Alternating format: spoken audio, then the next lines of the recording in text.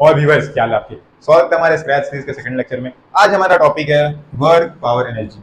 ये एक ऐसा टॉपिक है जो हम लोग बचपन में कभी ना कभी पढ़ के आए हैं कि भाई वर्क क्या होता है, सबको एक ब्रीफ नॉलेज है। बट फिर भी ये हमारा स्क्रैच सीरीज है, यहाँ पे हमारा एक मंत्र है कि भाई हम लोग हर एक चीज बेसिक से उठाएंगे, एकदम बेसिक से। ठीक है, तो पहले समझते हैं वर्क, क्योंकि भाई देखो तीनों चीजें आपस में बहुत ज्यादा इंटरकनेक्टेड है। तो पहले वर्क समझते हैं, उसको अच्छे समझने के लिए एकदम बेसिक से।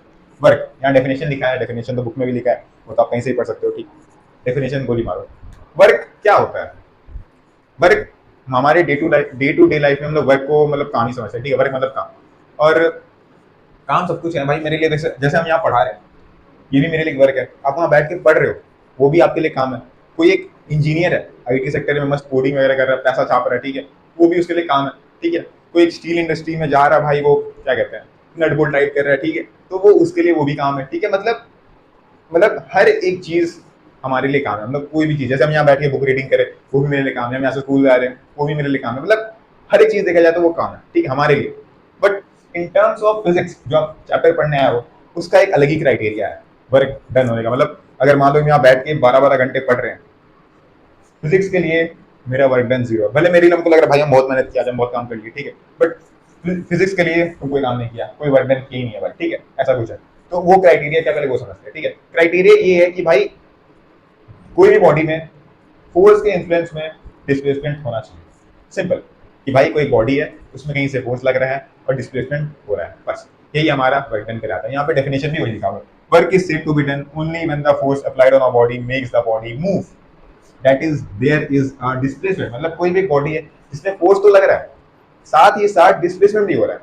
ठीक है, यहाँ पे दो कंडीशन हो सकता है कि भाई एक बॉडी है, उसमें फोर्स तो लग रहा है लेकिन डिस्प्लेसमेंट नहीं हो रहा है, मतलब वर्क डन नहीं हो रहा है। ठीक है, या फिर ये हो सकता है कि भैया हमारा फोर्स लग रहा है, डिस्प्लेसमेंट भी हो रहा है। अब देखो यहाँ पे आपका जो वर्क है ना, वो सिर्फ एक चीज पे डिपेंड कर रहा है। सोच के देखो कि हम दो चीज बताए अभी कि भैया एक तो आपका फोर्स लग रहा है, दोनों में फोर्स लग रहा है, एक में आपका डिस्प्लेसमेंट हो रहा है, एक में डिस्प्लेसमेंट नहीं हो रहा है। तो आपका वर्क डन किसमें कहला रहा है? जिसमें डिस्प्लेसमेंट हो रहा है। तो आपको किसको देखना है? आपको देखना है कि डिस्प्लेसमेंट किसमें हो रहा है। क्योंकि देखो बिना डिस्प्लेसमेंट के तो बॉडी मूव कर, बिना फोर्स लगाए तो बॉडी डिस्प्लेस नहीं कर सकता है ना। हमारे न्यूटन का फर्स्ट लॉ क्या कहता है? लॉ ऑफ इनर्शिया क्या है कि भाई कोई भी बॉडी अपने स्टेट में ही रहना चाहता है या फिर अपने स्टेट में ही रहेगा जब तक हम लोग इसमें एक फोर्स ना लगाए। फॉर एग्जाम्पल ये एक मार्कर है, ये मार्कर नीचे क्यों आया? क्योंकि इसमें ग्रेविटी अपने तरफ एक पुल लगा, मतलब एक फोर्स लगा, अट्रैक्टिव फोर्स लगा, तब जाके वो नीचे गिरा। ठीक है, मतलब इस धरती में हर एक चीज अपना अस्थिर जगह पे ही रहेगा जब तक उसमें कोई फोर्स ना लगे। ठीक है, वही चीज आपको बस देखना है कि डिस्प्लेसमेंट किसमें हो रहा है। क्योंकि देखो या तो फोर्स लग सकता है, जैसे मान लो हम यहाँ दीवार को ऐसे पुश करने की कोशिश करें, भाई है ना, ये बॉल है, हम इसको पुश करने की कोशिश करें, ठीक है, हल तो है नहीं कि भाई दीवार तोड़ के इसको अलग कर दे, नहीं आएंगे। मतलब यहाँ से हम फोर्स तो लगा रहे, पूरा मेहनत तो कर रहे, लेकिन क्या ये 1 इंच भी हिलेगा? नहीं हिलेगा, मतलब वर्क डन नहीं हो रहा। तो मतलब वर्क डन का मतलब कि भैया डिस्प्लेसमेंट होना चाहिए। अब यहाँ जो हम टर्म यूज किए वो है डिस्प्लेसमेंट। अब इसको अच्छा समझना, डिस्प्लेसमेंट एक वेक्टर क्वांटिटी है। ठीक है, डिस्प्लेसमेंट क्या होता है समझते हैं। ठीक है, एकदम बेसिक से नॉर्मल समझाते हैं कि भाई डिस्प्लेसमेंट होता है कि भाई शॉर्टेस्ट लेंथ हमारा इनिशियल और फाइनल पॉइंट है। ठीक है, अब उसका एग्जांपल देते हैं आपको। फॉर एग्जांपल हम खड़े हैं, ठीक है, हवा का झोंका आया, हम यहाँ से इस तरफ आगे गिर गए, आगे तरफ फॉरवर्ड हो गए। ठीक है, अब मेरे को एक और हवा का झोंका इस तरफ से आया तो हम इस तरफ आ गए। ठीक है, तो आपको दिखा होगा कि हम एक ट्राइंगल चले हैं। ठीक है, आपको बोर्ड में समझाते हैं। जैसे मान लो हम यहाँ पे थे, इनिशियल पॉइंट में रहे तो हम इसको ले ले ए। ठीक है, मेरे को हवा का झोंका आया तो हम यहाँ ऐसे चल गए और यहाँ पे आ गए, ये हो गया पॉइंट बी। ठीक है, अब उसका देखो और हवा का झोंका आया तो हम यहाँ चल गए पॉइंट सी। अब देखो इनिशियल पॉइंट मतलब हम यहाँ से शुरू किए, ये हमारा इनिशियल पॉइंट है ए, और फाइनल पॉइंट जहाँ पे हम अपना खत्म, मतलब जहाँ पे हम हैं खत्म किए जाए। अभी हम यहाँ है ना, ट्राइंगल चले ना, समझे, यहाँ पे आए हैं। ठीक है, तो डिस्प्लेसमेंट क्या होता है ये समझना। डिस्प्लेसमेंट होता है शॉर्टेस्ट लेंथ मेरा फाइनल और इनिशियल पॉइंट के बीच में। हम फाइनल यहाँ, इनिशियल हम वहां से चालू किए थे, शॉर्टेस्ट लेंथ कौन सा? जरा सोचिए बताओ, ये शॉर्टेस्ट लेंथ क्या? मतलब ये जो हम चले ये है शॉर्टेस्ट लेंथ? नहीं, शॉर्टेस्ट लेंथ है ये वाला। मतलब भाई सबसे शॉर्टेस्ट लेंथ तो ये ना भाई, हम तो ये जो इतना घूम घूम के आए इससे मतलब नहीं है, अपने को मतलब है शॉर्टेस्ट लेंथ से। तो ये हमारा शॉर्टेस्ट लेंथ कौन था? ये वाला है शॉर्टेस्ट लेंथ, हम लोग इसको कहेंगे डिस्प्लेसमेंट। समझ में आया कि भैया आप कहीं से भी घूम के आओ, कन्याकुमारी से घूम के आओ, उससे मतलब नहीं है, हमको मतलब है मेरा फाइनल और इनिशियल पॉइंट के बीच में सबसे शॉर्टेस्ट लेंथ जो होगा ना, हम लोग उसको बोलेंगे डिस्प्लेसमेंट। अब ऐसा भी हो सकता है जब हम यहाँ पे खड़े थे, ठीक है, अब यहाँ से एक और हवा का झोंका है, हम वापस इनिशियल पॉइंट मतलब जहाँ से हम शुरू किया था वहीं पे आ गए। तो अब बताओ मेरा शॉर्टेस्ट लेंथ क्या होगा? मेरा शॉर्टेस्ट लेंथ क्या होगा, पर एक बार सोच के कमेंट करो, सोच के बताओ भाई मेरा शॉर्टेस्ट लेंथ क्या हुआ, मतलब फाइनल और इनिशियल पॉइंट के बीच में शॉर्टेस्ट लेंथ क्या हुआ। हम भाई देखो इनिशियल पॉइंट में थे, तो हम वापस इनिशियल में ही आ गए, ठीक है। हम यहाँ से शुरू किए थे, जैसे मान लो ये ए पॉइंट है, हम यहीं से शुरू किए थे, अब वापस हम यहीं पे आ गए हैं। शॉर्टेस्ट लेंथ बताओ, मतलब हमको स्कूल से स्कूल के बीच में डिस्टेंस जाना है। भाई हम तो स्कूल ही में यार, क्या डिस्टेंस भाई, हम पहुंच गए, मतलब यार डिस्प्लेसमेंट जीरो, मतलब शॉर्टेस्ट लेंथ कुछ है ही नहीं भाई, समझ में आ रहा है। मतलब आप अपने घर से निकलते हो स्कूल के लिए, दोपहर का टाइम है, ठीक है, मान लो, हाँ चलो सुबह आप निकलते हो, पैदल पैदल स्कूल गए, चलो मौसम बढ़िया था, थोड़ा बहुत आपको मजा भी आया, आप स्कूल चले गए। अब स्कूल से वापस आ रहे हो थके यार, यार एकदम धूप पूरा यार, ऊपर से टीचर का ताना, होमवर्क दिस दैट, घर आ रहे हो, यहाँ से स्कूल गए, घर से स्कूल गए, स्कूल से घर वापस आए, वर्क डन क्या हुआ, होल सब पूछ रहे टोटल वर्क डन कितना हुआ, डिस्प्लेसमेंट कितना हुआ बताओ, डिस्प्लेसमेंट हुआ या नहीं हुआ बताओ। आप घर से निकले थे, घर वापस आ गए, डिस्प्लेसमेंट हुआ नहीं हुआ, मतलब वर्क डन हुआ ही नहीं भाई। अगर आप एक पार्टनर स्टेप वन देखो कि हाँ हम स्कूल से या फिर घर से स्कूल गए, तो आप हाँ वहां वर्क डन किए, और आप स्कूल से घर आए ये भी आप वर्क डन किए, लेकिन अगर आप होल सब देखोगे कि भाई सब मिला के देखते हो कितना वर्क डन किए, वो जीरो है, मतलब वर्क डन किए ही नहीं हो, ठीक है। कितना कमाल का बात है, ठीक है। यहाँ पे आपको डिस्प्लेसमेंट वाला चीज जो है ना उसको समझना है, कि हमको उससे मतलब नहीं है आप कितना घूम के जाओ, कहाँ से जाओ, जहाँ से जाना जाओ, ठीक है। हमको मतलब है शॉर्टेस्ट लेंथ से, मतलब डिस्प्लेसमेंट से, ठीक है। अब समझते हैं हमारा जो वर्क है उसको मेजर कैसे करते हैं। ये तो हम समझाते कि भैया डिस्प्लेसमेंट क्या होता है, वो सब बेसिक बेसिक समझा रहे थे। अब मेजरमेंट कैसे करते हैं भैया, वर्क डन, जैसे मान लो कोई आके बोला हम इतना काम कितना काम किया, मेजर कैसे करना है, मेजर करने का बताइए। हमारा जो वर्क है वो दो चीज पे डिपेंड करता है, क्योंकि देखो ये दो ही चीज के चलते हो रहा है, पहले तो फोर्स लग रहा है और दूसरा डिस्प्लेस हो रहा है, दो ही चीज पे डिपेंड कर रहा है। हमारा मैग्नीट्यूड ऑफ फोर्स मतलब कितना फोर्स लगा रहे हो, और दूसरा आप डिस्प्लेसमेंट प्रोड्यूस मतलब कितना डिस्प्लेसमेंट हो रहा है, ठीक है। ये दोनों फैक्टर है। अब इसको कैलकुलेट करते हैं दोनों का मल्टीप्लीकेशन, लेकिन दोनों का मल्टीप्लीकेशन में किक है, पढ़ो क्या लिखा हुआ है, हैंग हो जाओगे पढ़ के भैया क्या लिखा हुआ है, is equal to force into displacement of the point of application of force in the direction. अरे भैया क्या बोल दिए, ये तो बुक में भी लिखा है यार, हटाओ यार इसको, हटाओ इसको, भूल लो, ऐसा कुछ है भी, ठीक है। या फिर नॉर्मल आप ये भी कहते हो ना, work done is equal to force into displacement. इसका सिंपल डेफिनेशन, इसको हटा दो ना, सिंपल ये कि भैया आपका जो फोर्स और डिस्प्लेसमेंट है ना दोनों एक डायरेक्शन होना चाहिए, समझ में आया। मतलब आपका फोर्स इस तरफ लग रहा है तो आपको डिस्प्लेसमेंट ये वाला देना है, नहीं आ रहा समझ, मतलब आपका मान लो सिंपल, हटा सब भूल जाओ, सब भूल जाओ। यहाँ पे आपका बॉक्स है, ठीक है, बॉक्स पर हम यहाँ से लगा रहे हैं फोर्स, और बॉस हो गया, बॉक्स बॉक्स बॉस नहीं बॉस, बॉक्स डब्बा, डब्बा डब्बा पे यहाँ फोर्स लगा रहे हो, ठीक है। अरे भैया इतना जल्दी आप लैंग्वेज बदल देते हो, क्या बोले, यहाँ डब्बा है, डब्बा डब्बा को आप धक्का दिए, डब्बा को धक्का दिए तो डब्बा थोड़ा आगे चल गया, आगे घसक गया, आगे इसी डायरेक्शन आप इस दिशा में आप फोर्स लगाए, इसी दिशा में ये डब्बा खसक गया, और यहाँ पे कुछ डिस्प्लेसमेंट एस कर गया, चलो मान लो डिस्प्लेसमेंट ए किया, ठीक है। अरे चाचा हाँ चलो इस तरफ, अरे नहीं छोड़ो बी मान लो, इस तरफ डिस्प्लेसमेंट कर गया, मतलब दोनों का डायरेक्शन सेम है, तो हम लोग इसका वर्क डन का फॉर्मूला कैसे निकाल सकते हैं भाई, एफ इंटू बी, सिंपल। या फिर अगर मान लो इसको एस ही मान लेते हैं भाई, एस ही मान लेते हैं, स्टैंडर्ड चलो नॉर्मल, ठीक है, एफ इंटू एस आ गया, ठीक है, सिंपल बात। मतलब दोनों का डायरेक्शन सेम होना चाहिए, बट भैया ऐसा जरूरी तो नहीं है कि दोनों का डायरेक्शन सेम हो, जरूरी नहीं है ना। ऐसा भी हो सकता है कि भाई हम इस डायरेक्शन में फोर्स लगा रहे हो और मेरा कहीं डिस्प्लेसमेंट आड़ा तिरछा हो रहा हो सकता है, और उसके लिए हम यहाँ पे आपको अच्छे से रियल वाला जो उसका फॉर्मूला ना वो यहाँ पे सॉल्व करेंगे, जो कि हमारा एफ एस कॉस थीटा, ये कैसे आया क्यों आया सब समझाते, सब भूल कर, ठीक है। यहाँ पे हम क्या बोले थे भैया, फोर्स इनटू मतलब फोर्स और डिस्प्लेसमेंट का डायरेक्शन सेम होना चाहिए, मतलब आपका जिस डायरेक्शन में फोर्स लग रहा है अपने को उसी डायरेक्शन में डिस्प्लेसमेंट देखना है, या फिर ये कह सकते हो कि आपका जिस डायरेक्शन में डिस्प्लेसमेंट हो रहा है आपको उस डायरेक्शन में फोर्स ले लो। नहीं समझ आया, समझाते हैं। अब देखो फोर्स और डिस्प्लेसमेंट दोनों एक वेक्टर क्वांटिटी है भाई, हाँ सॉरी, दोनों एक वेक्टर क्वांटिटी है, ठीक है। अब आपको एक चीज समझना है, कंपोनेंट, कंपोनेंट क्या होता है, कंपोनेंट पहले समझो। ये बाय द वे एक लेवल का टॉपिक है, बट यहाँ पे आपका यूज होने वाला टॉपिक, अगर हम आपको बिल्कुल नहीं बताएंगे तो आपको कुछ समझ नहीं आएगा, आपको एकदम ऐसे ऊपर से पार हो जाएगा, ठीक है। तो वो हम चाहते नहीं है, समझाते हैं आपको हल्का सा, ठीक है।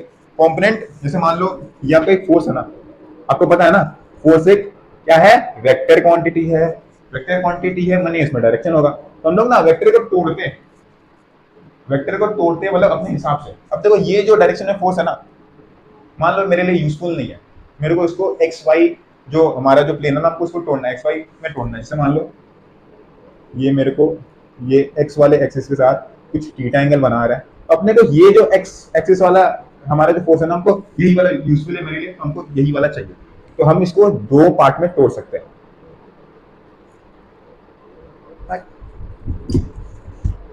जैसे मान लो ये मेरा फोर्स था इस डायरेक्शन में, ठीक है एफ।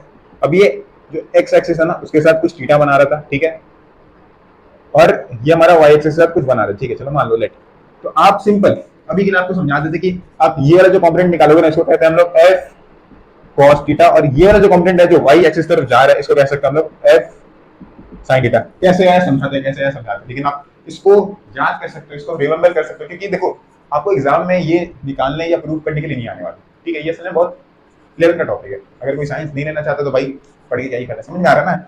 तो अभी के लिए आपको ये देखना है कि अगर आपका ये वेक्टर क्वांटिटी है और वो एक एंगल बना रहा है इस वाले डायरेक्शन में, मतलब इस वाले प्लेन में, आपको ये वाले लाइन में चाहिए आपको, ठीक है फोर्स, तो आप इसको लिख सकते हैं एफ कॉस थीटा और इधर कह सकते हैं एफ साइन थीटा। कैसे आया समझाते हैं, ठीक है। असल में हम कुछ नहीं किए, जो फोर्स है ना, फोर्स को हम तोड़ दिए, फोर्स को हम दो पार्ट में तोड़ दिए, और अगर पता है हम एफ साइन थीटा और एफ कॉस थीटा को जोड़ेंगे ना तो मेरे को एफ मिल जाएगा। समझ में, जो वेक्टर क्वांटिटी जा रहा है ना इधर इस डायरेक्शन में, हम इसको दो डायरेक्शन में तोड़ दिए, ठीक है। अगर हम इसका सम करेंगे ना ये दोनों का, ये एफ कॉस थीटा ये एफ साइन थीटा का, तो ये असल में एफ ही आने वाला है, ठीक है। हम इसमें कुछ अलग रॉकेट साइंस नहीं लगाए, हम बस इसको जो वेक्टर था ना इस डायरेक्शन में, हमको इस डायरेक्शन में जो था ना, मेरे को इसमें मेरे को काम नहीं था इसका, मेरे को मतलब मेरा कोई यूज नहीं था इसका। मेरे को जो यूजफुल चाहिए था, यूजफुल डायरेक्शन में चाहिए था ना, वो था मेरा एफ कॉस थीटा या एफ साइन थीटा। मान लो फॉर एग्जांपल यहाँ पे आपको जरूरत पड़ने वाला है, इसलिए हम आपको समझा रहे हैं कंपोनेंट क्या होता है। कंपोनेंट होता है कि आप जो फोर्स है ना, मतलब वेक्टर क्वांटिटी है ना, आप उसको दो पार्ट में डिवाइड कर सकते हो अपना नीड के हिसाब से, ठीक है। जैसे मान लो हमारे लिए इस डायरेक्शन में दिया हुआ वेक्टर क्वांटिटी, लेकिन हमारे लिए उसका कोई यूज है नहीं, तो हम उसको दो पार्ट में तोड़ सकते हैं। ऐसा हम इसमें कुछ किया नहीं, बस उसको हम तोड़ दिए, और हमारे लिए जो यूजफुल जो वेक्टर क्वांटिटी है, यूजफुल जो फोर्स है, हम लोग उसका यूज करेंगे और हमारे वर्क को निकाल लेंगे, ठीक। अभी आए कैसे वो भी समझा देते हैं। कुछ नहीं करना, नॉर्मल राइट एंगल ट्रायंगल पढ़ के आए हो, ट्रिगोनोमेट्री पढ़ के आए हो, वही चीज है, ठीक है।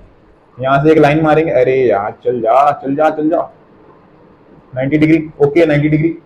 अब बताओ ये हाइपोटेनस है, चल ही नहीं रहा भाई, ये हाइपोटेनस है, ये बेस है, ठीक है, ये परपेंडिकुलर है, पी लिख दे रहे, ठीक है।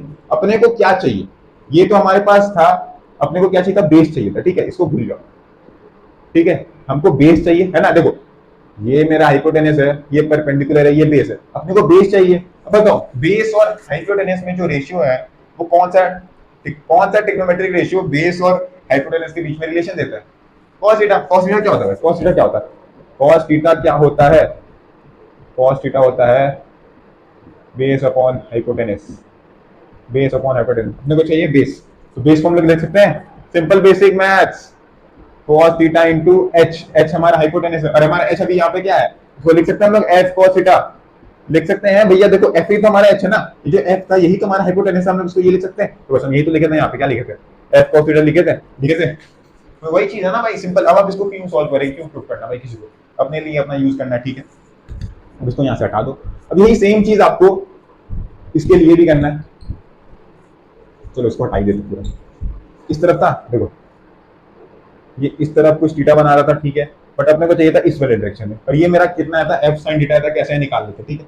मान लो यहाँ से हम ऐसे गिरा देते हैं, तो ये बन जाएगा मेरा 90, ओके। और ये कितना होगा, ये बताओ कितना होगा, इसको हम 90 माइनस थीटा लिख सकते हैं। अरे भैया ये 90 है और ये थीटा है, तो हम लोग इसको निकालने के लिए 90 माइनस थीटा कर सकते हैं, कर दिए ना, कर दिए। और ये हमारा कितना, कुछ मान लो एक्स होगा, ठीक है, एक्स होगा। अब आपको पता है राइट ट्रायंगल का जितना भी एंगल होता है उसका सम कितना होता है, 180 होता है। सिंपल इक्वेट कर दो, ये 90 है plus 90 minus theta plus X is equal to 180, ठीक है। 90 180 minus theta plus X is equal to 180। अब ये 180 उड़ गया, X is equal to theta, मतलब ये जो हमारा एक्स है ये हमारा थीटा ही है, ठीक है, ये हमारा थीटा है। थोड़ा छोटा बन गया ड्राइंग, ठीक है, समझ जाओ। ये उतना इंपॉर्टेंट नहीं है, बट आपको बस समझाने के लिए हम समझा दे रहे हैं, मतलब आपको बस थोड़ा समझ में आने के बाद चीजें कहाँ से आएगी ये आपको समझ में आना चाहिए, ठीक है। तो आपको क्या चाहिए यहाँ पे, अब आपको यहाँ क्या चाहिए, जरा ध्यान से देखो, आपको यहाँ पे क्या चाहिए, ये क्या है, ये क्या है, ये आपका तो बेस है, ये तो बेस है भैया। ये आपका क्या है, ये क्या है, परपेंडिकुलर है, ये हाइपोटेनस है। आपको हाइपोटेनस मालूम है, आपको परपेंडिकुलर चाहिए, बताओ कौन सा ट्रिग्नोमेट्रिक रेशियो दोनों के बीच में रिलेशन देता है, साइन थीटा। भाई साइन थीटा क्या होता है, साइन थीटा क्या होता है, परपेंडिकुलर चाहिए, एच साइन थीटा, एच क्या था हमारा, एफ साइन थीटा, आ गया। यही चीज समझाना था आपको। वैसे ये 11 का टॉपिक है, पहले बता दें 11 का टॉपिक है, आपको इतना कुछ नीड नहीं है, बट हम आपको वो छोटा सा इन्फॉर्मेशन देना चाहते हो कि भाई ये असल में आया कहाँ से, ये क्या आप ट्रिग्नो में खेले हुए हो, मेरे को समझ नहीं आ रहा, उस वजह से हम समझाए, ठीक है। कि बहुत बच्चे को पहले चीज समझ ही नहीं आता, ठीक है। यहाँ तक समझ आया कि भैया कंपोनेंट क्या होता है, कंपोनेंट में क्यों तोड़ते हैं और कंपोनेंट निकाले कैसे हम, ठीक है। तो वही चीज हमको यहाँ यूज करना है, ठीक है, यहाँ यूज करेंगे वाला चीज। सो पढ़ाते पढ़ाते हम थोड़ा ज़्यादा ही आगे निकल गए थे, हमको शायद उस वाले लाइन में नहीं आना चाहिए था, वो थोड़ा 11th वाला पार्ट हो गया।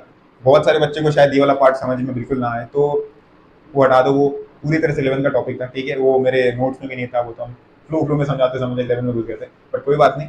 देखो जो हम समझाए ना कि देखो वेक्टर क्वांटिटी होता है, ठीक है, वेक्टर क्वांटिटी होता है भैया, ठीक है। वेक्टर क्वांटिटी का कॉम्पोनेंट जो होता है ना, आप क्या कर सकते हो, जो भी वेक्टर क्वांटिटी है आप उसको अपने हिसाब से, मतलब अपने, जैसे मान लो एक बहुत कॉम्प्लिकेटेड क्वेश्चन आ गया, आपके पास जो डायरेक्शन वेक्टर है, आपका उसका कोई यूज नहीं, आप उसका अच्छे से यूज नहीं कर पाएंगे, लेकिन आपका अगर उसका कोई एक्स डायरेक्शन में कॉम्पोनेंट रहता है या वाई डायरेक्शन में कॉम्पोनेंट रहता है, तो आप इजीली उसको यूज कर सकते थे, ठीक है। जैसे मान लो ये हमारा जो वेक्टर था इस डायरेक्शन में, आप इसको दो पार्ट में तोड़ दिए, असल में ये वही सेम चीज है। जैसे मान लो ये कुछ कुछ भी यूनिट है, मान लो कैसे बताए, जैसे मान लो कोई z था, ठीक है, आप उसको बस एक्स वाई में तोड़ दियो, असल में जब एक्स वाई को दोबारा जोड़ोगे तो z ही मिलने वाला है, ठीक है। वही सेम चीज है, बस उसको तोड़ दिए और अपने नीड के हिसाब से इसको यूज करें, ठीक है। ये वेक्टर था, हम इसको दो पार्ट में तोड़ दिए, ठीक है, तोड़ दिया। अब मेरे लिए यूजफुल था सिर्फ ये वाला, तो हम ये वाला पार्ट को यूज नहीं करेंगे, हम बस ये वाला जो हमारा वेक्टर क्वांटिटी है इस वाले डायरेक्शन में हम इसका यूज करेंगे, और वो कैसे निकलता है हम आपको समझा तो दिए, ठीक है, बट वो कुछ ज्यादा ही डेप्थ में चल गए थे, बट कोई बात नहीं। अगर आपको समझना है, आपको समझना है तो आप मुझे कमेंट कर सकते हैं, मेरे टेलीग्राम में भी रीच आउट कर देना, मैं आपको इजीली समझा दूंगा।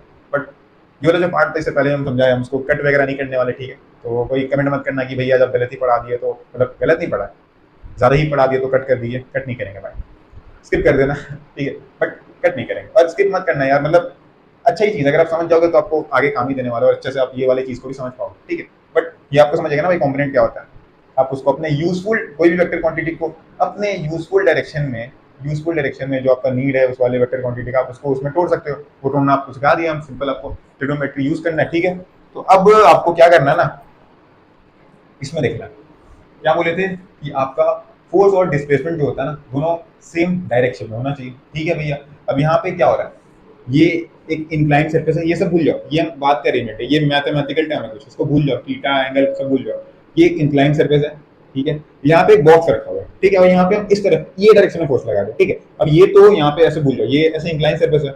अब यहाँ पे हम इसका एकदम टिप पे फोर्स लगा रहे हैं, तो बताओ ये क्या है, ये जो स्लोप है, स्लोप फोड़ फाड़ के अंदर घुस जाएगा नहीं ना भाई, ये तो अपना जो जहाँ जा सकता वहीं जाएगा, तो हम यहाँ पे फोर्स लगा रहे हैं, लेकिन इसका डिस्प्लेसमेंट कहाँ हो रहा है, इस डायरेक्शन में, ठीक है। अब दोनों तो अलग अलग डायरेक्शन हो गया, मेरा फोर्स इस डायरेक्शन में है, मेरा डिस्प्लेसमेंट मतलब इस डायरेक्शन में हो रहा है, अरे भैया दोनों अलग अलग हो गया, आप कैसे निकालेंगे, पहले तो दोनों सेम सेम था तो निकाल ले रहे थे, इसी था मेरे लिए वर्क निकालना, बट ये तो दोनों अलग अलग हो गया, अब कैसे निकालेंगे। तो अब यहाँ खेला आएगा आपका कॉम्पोनेंट का।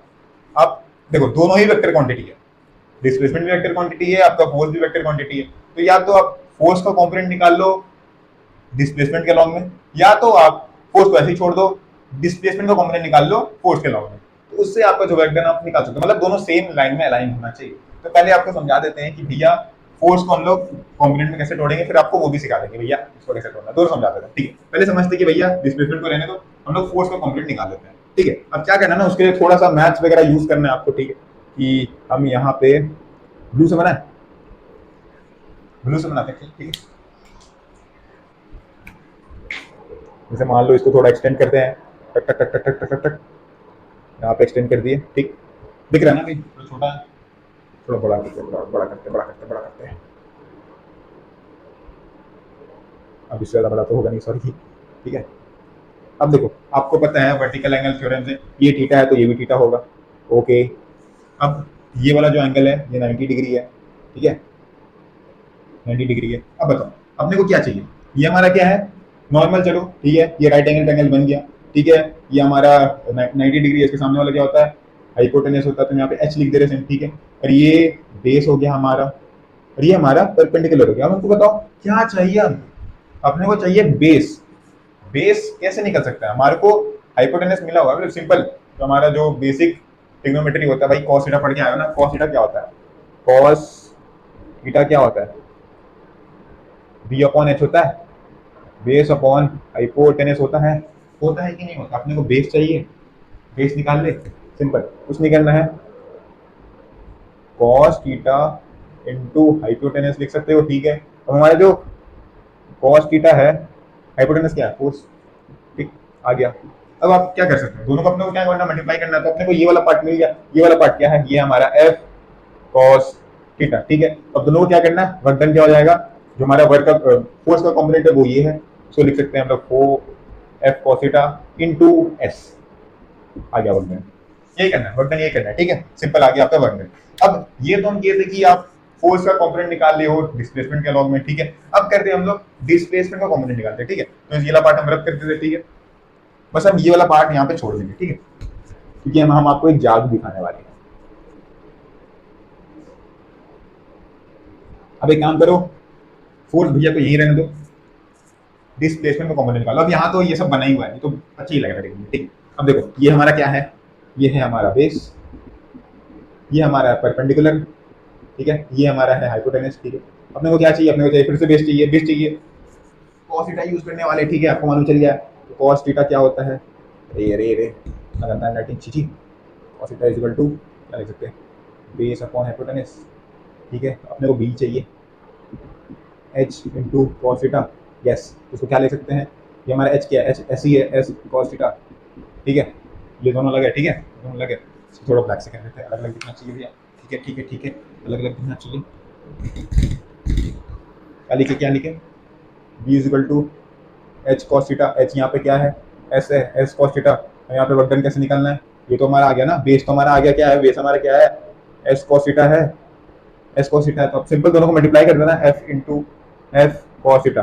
अब बताओ ये रिलेशन, ये रिलेशन कुछ अलग है, दोनों में भैया कोई डिफरेंस, कोई डिफरेंस, मल्टीप्लाई कर रहे हो आप, आगे लिखो एफ एस कॉस थीटा लिखो, कॉस एफ एस लिखो, कॉस थीटा एफ एस लिखो, कैसे भी लिखो, मल्टीप्लाई करते हो, मतलब दोनों का वैल्यू सेम आने वाला, ठीक है। तो यहाँ से अपने को मालूम चला कि भैया या तो आप दोनों में से किसी का भी कंपोनेंट लो, आपका आंसर सेम ही आने वाला है, और सेम ही नहीं आ रहा एकदम, आपका जो फॉर्मूला भी इसी से बनता है, जो आपका ना ये एफ एस कॉस थीटा, ये आपका ओरिजिनल फॉर्मूला है, ये तो जाली फॉर्मूला है, जाली नहीं फॉर्मूला है, मतलब ये तभी आप लगा सकते हैं जब दोनों सेम डायरेक्शन में, अगर कोई डायरेक्शन में आगे पीछे पिरामिड है जैसे इस तरह का, तो आप ये वाला यूज करोगे तो सिंपल आप इसको भूल भी सकते हो, आप ये वाला यूज कर लो, क्योंकि अगर मान लो आप कॉस जीरो रखते हो, दोनों में एंगल है ही नहीं, मतलब दोनों मतलब दोनों सेम एक ही लाइन में, तो दोनों में कितना एंगल हुआ, 0 डिग्री हुआ ना, 0 डिग्री हुआ तो क्या होता है, कॉस जीरो क्या होता है, 1 होता है, मतलब एक तरह से यही आने वाला है, मतलब ये उसी का क्या कहते हैं अपग्रेडेड फॉर्म है। असल में आपका बेसिक जो फॉर्मूला वही है, F S cos theta, work done मतलब होता है वो एफ एस कॉस थीटा, ठीक है। आपको सिंपल वही करना है, ठीक है, यहीं से आपका आया,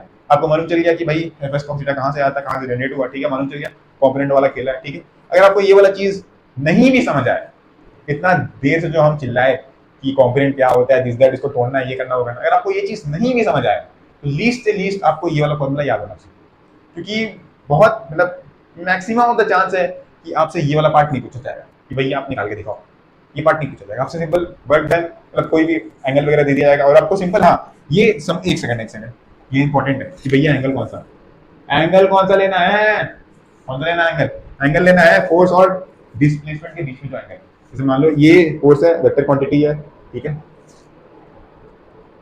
ये फोर्स है, ये डिस्प्लेसमेंट है, दोनों के बीच में जो एंगल हम लोग को वो यूज करना है, बाकी कहीं जो भी एंगल हमको से मतलब नहीं है, अपने को ये दोनों के बीच में जो एंगल है वो यहाँ पे रखना है, ठीक है, कोई भी एंगल उठा के मत रखना, यहाँ पे बहुत सारा खेला होता है, आपको एग्जाम कंफ्यूज, मतलब एग्जामिनर कंफ्यूज करने के लिए ना इधर उधर का वैल्यू दे देता है एंगल का, लेकिन अपने को क्या देखना है, अपने को फोर्स और डिस्प्लेसमेंट के बीच में एंगल है वो वाला क्या लेना और यहाँ पे पुट करना और आपका आंसर लाना है, ठीक है, ये इंपॉर्टेंट वाला बात है, ठीक है। बाकी आपको और एग्जामिनर ज्यादा नहीं घुमाएगा, ये सब आपसे ज्यादा डायग्राम बेस पूछेगा नहीं, सिंपल आपका यही जो बेसिक फॉर्मूला है इससे आपका काम हो जाएगा, वो बस हम आपको समझाने वाला पार्ट, अगर आपको समझ नहीं भी आया तो दैट्स इट, आप फिर भी एग्जाम क्रैक कर सकते हैं, ठीक है। आगे बढ़ते हैं।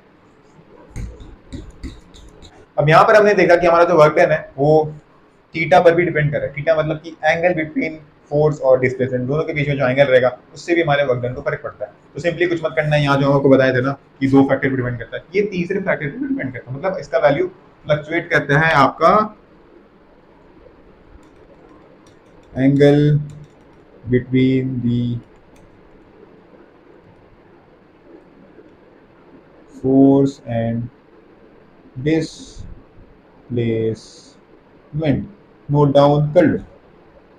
अब देखो यहाँ पे आप बोलोगे भैया आप गलत पढ़ा दी, पहले 2 बोले थे 3 बोले, भाई देखो अगर हम उस समय ये चीज समझाते ना आपको समझ नहीं आता, ये थीटा वाला वेक्टर एंगल कहाँ से है वो चीज समझ नहीं आती, इस वजह से हम इसको सीक्वेंस वाइज में लेने जा रहे थे इस वजह से, ठीक है, यहाँ पे आपको मालूम चल गया, ठीक है। तो अब यहाँ पे 3 स्पेशल केसेस आते हैं कि आपका एंगल कैसा है तो आपका वैल्यू कैसा आएगा। जैसे फॉर एग्जांपल हमारा थीटा क्या है 0 डिग्री, मतलब दोनों सेम लाइन है। जैसे हमारा अगर हम इस तरफ फोर्स लगा रहे हैं, हमारा डिस्प्लेसमेंट भी इसी डायरेक्शन में हो रहा है, ठीक है, तो दोनों में थीटा कितना है 0 डिग्री है, ठीक है। यहाँ पे आप सिंपल वर्क डन का हमारा फॉर्मूला क्या हो जाएगा F इंटू एस हो जाएगा, जो यहाँ पे हम लिखे हुए थे, यहाँ पे कहीं लिखे हुए थे आपको मालूम चलेगा, ठीक है। ये हमारा सिंपल फॉर्मूला हो जा रहा है F इंटू एस, और इसको कहते हैं हम लोग पॉजिटिव वर्क डन, ठीक है। For example positive work done, अरे भैया कैसे हुआ, ये है ग्रेविटी एक नीचे पुल लगा रहा है अट्रैक्शन का, और उसी डायरेक्शन में हमारा डिस्प्लेसमेंट हो रहा है। जैसे फॉर एग्जांपल ये मेरा पेन था, ठीक है, कौन सा कंपनी का भाई, छोड़ कंपनी में लिखेंगे प्रमोशन में जाएंगे। ये पेन है, नीचे इसमें लग रहा है एक फोर्स, और फोर्स क्या है, फोर्स कौन सा फोर्स है, एम जी लग रहा है फोर्स, ठीक है। पता है ना, mass into acceleration F equal to m है, यार ये वाला फॉर्मूला पढ़े हो ना भैया, एम ए वही तो यहाँ लगाए हैं, एम हमारा मास और acceleration due to gravity, simple, ठीक है। यहाँ पे फोर्स लग रहा है mg, आपका डिस्प्लेसमेंट मान लो कुछ भी हुआ, यहाँ से ऐसे ऐसे नीचे गिरा, यहाँ पे हम पकड़ लिए इसको दोबारा, ये मान लो कुछ h हाइट का है, तो हम लोग यहाँ से निकाल सकते हैं वो हमारा वर्क डन क्या है, वर्क डन यहाँ पे हो जाएगा हमारा work done equal to F into S equal to M G into H, तो यहाँ से हमारा जो एम जी एच वो आ जाएगा, ठीक है। अब चलते हैं हमारे सेकंड स्पेशल केस की तरफ, जो कि हमारा theta is equal to 90 degree.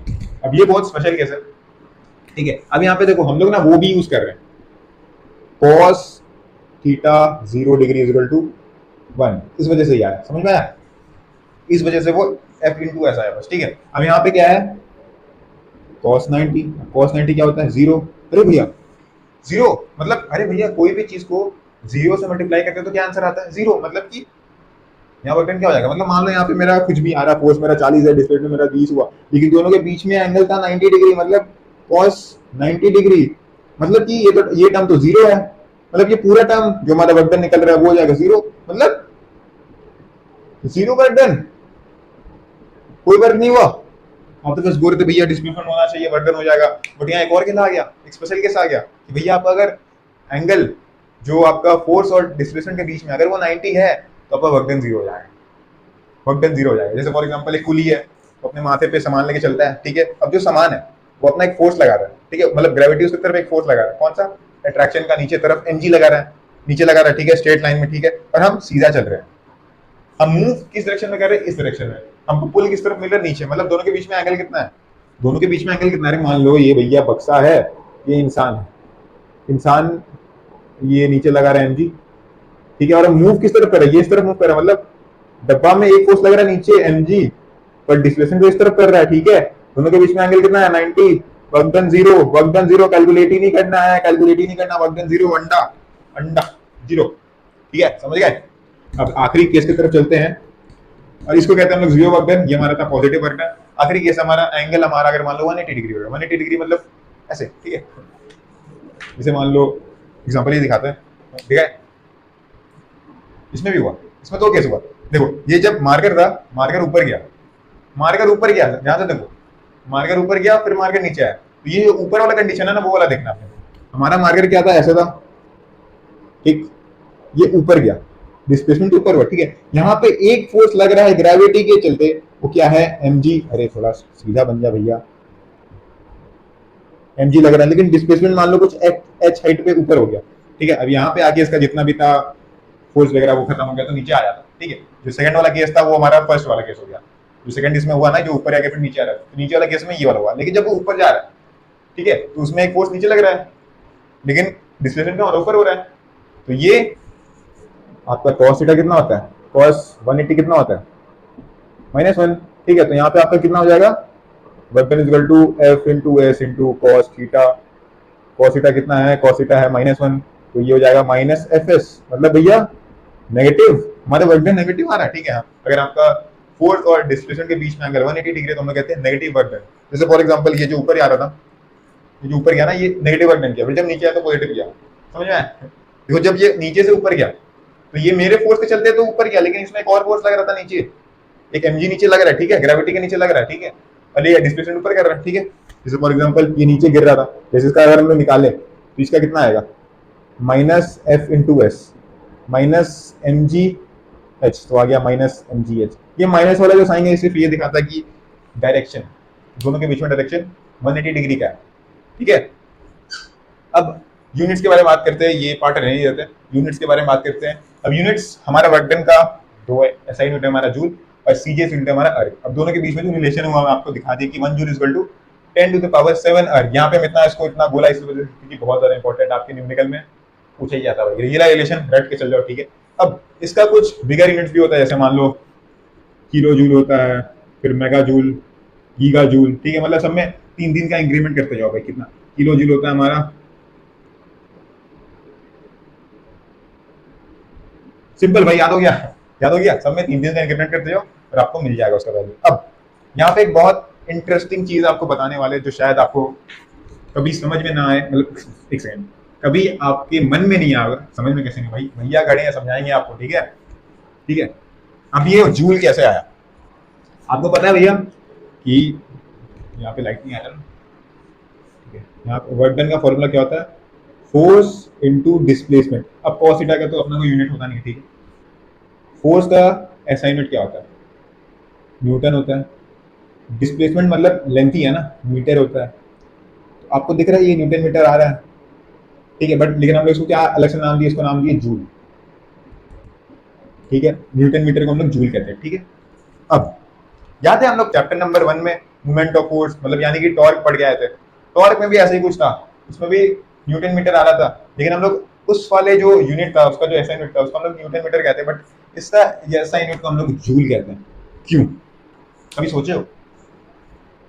वो भी न्यूटन मीटर था, ये भी न्यूटन मीटर है, दोनों के बीच में डिफरेंस क्या भैया? लेकिन हम इसको जूल बोल रहे हैं और इसको जूल नहीं बोल सकते, हम इसको जूल बोल रहे हैं लेकिन उसको जूल नहीं बोल सकते भाई। तब ये दोनों का तो यूनिट में ना न्यूटन मीटर ही आ रहा है, बट हम इसको जूल कह सकते हैं, उसको जूल नहीं कह सकते, क्योंकि हमारा जो वर्क है वो है स्केलर, स्केलर क्वांटिटी, और जो हमारा जो टॉर्क था वो है वेक्टर क्वांटिटी, ठीक है। अगर मान लो हम दोनों का यूनिट सेम कर देंगे ना, तो एक तरह से हमको ये लगे, मान लो कोई कोई कोई इक्वेशन हम लोग सॉल्व कर रहे हैं, ठीक है, तो हम लोग दोनों को ऐड कर देंगे। हम लोग कोई भी चीज को ऐड कैसे करते हैं, कोई भी चीज को ऐड करते हैं हम लोग उसका यूनिट देख के कि भैया ये 2 किलो था, ये 2 किलो था, दोनों को ऐड कर दिया 4 किलो हो गया। ऐसा थोड़ी ये 2 किलो था, ये 2 सेंटीमीटर था, दोनों को ऐड कर दिया, ये तो नहीं कर सकते, दोनों का यूनिट सेम होना चाहिए। अगर मान लीजिए हम इसका यूनिट न्यूटन मीटर ही कहते हैं और इसको टॉर्क वाले को भी न्यूटन मीटर कहते हैं, टॉर्क एक वेक्टर क्वांटिटी है लेकिन ये एक स्केलर क्वांटिटी है। अब स्केलर वेक्टर दोनों अपने आपस में ऐड नहीं हो सकता, स्केलर स्केलर में होगा, वेक्टर वेक्टर होगा, अपना अपना फैमिली में होगा ना भाई दोनों ऐड, ठीक है। तो इस वजह से हम लोग डिफरेंशिएट करने के लिए इसमें भी देखो न्यूटन मीटर ही आ रहा था, क्योंकि देखो फोर्स इनटू डिस्प्लेसमेंट उसमें भी वही चीज आ रहा था, ठीक है। यहाँ पे न्यूटन मीटर आ रहा है लेकिन हम इसको अलग से नाम दिए जूल, और वहां पे जूल नहीं कहते, ताकि हम लोग डिफरेंशिएट कर सकते हैं कि हाँ भैया ये स्केलर क्वांटिटी है वो वेक्टर क्वांटिटी है, दोनों में अलग अलग डिफरेंशिएट कर सके। क्योंकि अगर हम लोग दोनों सेम ही कर देंगे ना, तो मान लो इसमें कुछ वैल्यू आया 14 न्यूटन मीटर, उसमें भी कुछ आया ऐसे वैसे करके, तो हम लोग डिफरेंशिएट नहीं कर पाएंगे भैया कौन वेक्टर कौन स्केलर, समझ में आ रहा है, या फिर किसको किससे ऐड नहीं करना है, ठीक है, समझ में आ गया। आगे बढ़ने से पहले आपके लिए एक छोटा सवाल है, आप इसको पॉज करके उसे ट्राई जरूर करिएगा। ये दोनों क्वेश्चंस काफी ज्यादा जरूरी है आपके लिए कॉन्सेप्ट बिल्ड करने के लिए, तो एक बार पॉज करके उसे ट्राई करिएगा और कमेंट करिएगा अगर आपसे पहले अटेम्प्ट नहीं ये बन जाता है, ठीक है। तो शुरू करते हैं। सबसे पहले क्या बोल रहा है, आपको बोल रहा है find the work done by 30 Newton force. आपको मतलब इस वाले फोर्स के लिए ही वर्क डन निकालना है, बाकी आपको जितना भी फोर्स लग रहा है उसके बारे में आपको नहीं निकालना, ठीक है। आपको क्वेश्चन में ये चीज गिवन है कि आपको 30 न्यूटन वाले जो फोर्स है ना उसके रिगार्डिंग ही वर्क डन निकालना है, ठीक है। तो सिंपल है यार, आपका फॉर्मूला क्या होता है वर्क डन का, एफ एस कॉस थीटा, ठीक है। अब यहाँ पे फोर्स आपको गिवन है, डिस्प्लेसमेंट आपको गिवन है, ये देखो इस तरफ जा रहा है, ठीक है। असल में यहाँ देखो ये जो 3 मीटर है ना, ये असल में इसका डिस्प्लेसमेंट है, यहाँ पे आपका बॉडी आ जाएगा, ये एक पार्ट यहाँ पे मिसिंग था, ठीक है। ये बॉडी का फाइनल पॉइंट है, ये इसका बॉडी का इनिशियल पॉइंट है, ठीक है। आपको फोर्स गिवन है और आपको डिस्प्लेसमेंट गिवन है, आपको कॉस थीटा। अब यहाँ पे थीटा क्या होता है ना, फोर्स और डिस्प्लेसमेंट के बीच का एंगल होता है, आपको मालूम है, ठीक है। अब यहाँ पे फोर्स का डायरेक्शन क्या है, इस डायरेक्शन में, डिस्प्लेसमेंट कौन सा डायरेक्शन में होगा, इसी डायरेक्शन में, तो आपको थीटा क्या रखना है, कॉस थीटा, cos 0 डिग्री रखना है, और cos डिग्री होता है हमारा 1। तो सिंपल आपको फोर्स इंटू डिस्प्लेसमेंट करना, फोर्स हमारा कितना है 30 न्यूटन इंटू अपना डिस्प्लेसमेंट कितना 3 मीटर, तो आपका आ जाएगा 90 जूल वर्क डन, ठीक है। ये हमारा आंसर है क्वेश्चन नंबर 1 का, ठीक है। हम यहाँ पे लिख देते हैं आपका आंसर कितना है 90 जूल। अब जो सेकंड वाला क्वेश्चन है ना वो पहले वाले से ज्यादा इंटरेस्टिंग है और काफी ज्यादा मजेदार है, आप पॉज करके ट्राई जरूर से करिएगा इस वाले को अगर आप अभी तक नहीं किया तो, ठीक है। तो यहाँ पे बोल रहे हैं आपको find work done against the force of gravity, ठीक है। तो पहले तो आपको निकालना पड़ेगा भैया फोर्स कहाँ लग रहा है, कौन सा डायरेक्शन में फोर्स लग रहा है, आपका ग्रेविटी कौन सा डायरेक्शन में फोर्स लगाता है। आपको एक अट्रैक्शन का फोर्स लगाता है कहाँ, अपने तरफ, ठीक है। ग्रेविटी मतलब हम लोग समझ रहे हैं ये ग्रेविटी आपका नीचे है, ठीक है ना, मतलब जमीन है, ग्राउंड नीचे ही है, ठीक है। तो ग्रेविटी अपना एक पुल लगा होगा नीचे तरफ, ठीक है, और वो इसी डायरेक्शन में होगा, ठीक है, और वो इस डायरेक्शन में होगा, ठीक है। और आपको पता है ग्रेविटी जो आपका फोर्स से पुल करता है, हम लोग उसी फोर्स को कहते हैं वेट, और वेट का निकालने का फॉर्मूला आपके पास पता है, आपको होता है एम जी, ठीक है। आपको एम क्या है, एम आपका मास है, और आपका जी एक्सेलरेशन ड्यू टू ग्रेविटी, दोनों आपको गिवन है। तो आप यहाँ से फोर्स निकाल सकते हो, फोर्स हो जाएगा आपका एम जी, ये हम क्वेश्चन 2 के लिए निकाल रहे हैं। फोर्स हो जाएगा आपका एम इंटू जी, और आपको गिवन है दोनों 2 इंटू 10, तो यहाँ पे आ जाएगा अपना 20 न्यूटन फोर्स, ठीक है। अब यहाँ पर 20 न्यूटन फोर्स लग रहा है, ठीक है, ठीक है भैया, 20 न्यूटन फोर्स इस तरफ लग रहा है, ठीक है। और आपका डिस्प्लेसमेंट कौन सा डायरेक्शन में हो रहा है, ठीक है। यहाँ पे आपको सिंपल बोल रहा है कि वर्क निकालना है against the force of gravity, ठीक है। आपको बाकी सारे फोर्स को निगलेक्ट करना है यहाँ पे, ठीक है। आपको क्वेश्चन में मेंशन है कि आपको सिर्फ फोर्स ऑफ ग्रेविटी के अगेंस्ट में जो वर्क डन हो रहा है उसी को आपको बताना है, ठीक है। तो यहाँ पे एक ही फोर्स को निगलेक्ट, इसको आप निगलेक्ट कर सकते हो अभी के लिए, ठीक है। ये पार्ट को आप निगलेक्ट कर सकते हो कि हाँ यहाँ भी एक फोर्स लग रहा है, ठीक है, क्योंकि क्वेश्चन में अपने को बोला ही नहीं है, ठीक है। तो अब यहाँ पे आपको फोर्स पता है इस डायरेक्शन में लग रहा है, डिस्प्लेसमेंट कौन सा डायरेक्शन में हो रहा है, इस डायरेक्शन में डिस्प्लेसमेंट हो रहा है, ठीक है। अब बताओ आपका वर्क डन का फॉर्मूला क्या है, एफ एस कॉस थीटा, ठीक है। अब बताओ ये दोनों तो अपने को पता है, यहाँ पे कॉस थीटा आप क्या लोगे, ठीक है, कॉस थीटा क्या लोगे। अब यहाँ पे कॉस थीटा सिंपल है भैया, सब तो दिया है, 30 डिग्री है, ठीक है। फोर्स अपना कितना है, 20 न्यूटन है, डिस्प्लेसमेंट अपना कितना है, 3 मीटर है, और यहाँ पे कॉस हम लोग 30 ले लेंगे, ठीक है भैया, इजी है। अब इसको सिंपल सॉल्व कर देंगे। जो जो ये किया है ना यार, अपना मत्था कहीं आके फोड़ लो, ठीक है, क्योंकि इतना देर से हम लोग क्या समझा रहे थे कि आपका थीटा क्या है, क्या है आपका थीटा, आपका जो कॉस थीटा है वो क्या एंगल बताता है, कौन सा एंगल बताता है भैया, आपका फोर्स और डिस्प्लेसमेंट के बीच में जो एंगल वही बताता है। अब फोर्स और डिस्प्लेसमेंट के बीच में जो एंगल है वो 30 डिग्री है क्या, वो 30 डिग्री है क्या यार, इस वाले 90 को क्यों मिस कर रहे हो, ये भी तो 90 डिग्री है। तो टोटल आपका एंगल कितना है, टोटल एंगल आपका ये वाला है, ये वाला एंगल, और ये वाला एंगल कितना है, 90 प्लस 30 120 डिग्री। तो यहाँ पे आपको कितना लेना है, cos theta, cos theta sorry, cos theta लेना है आपको 120, ठीक है।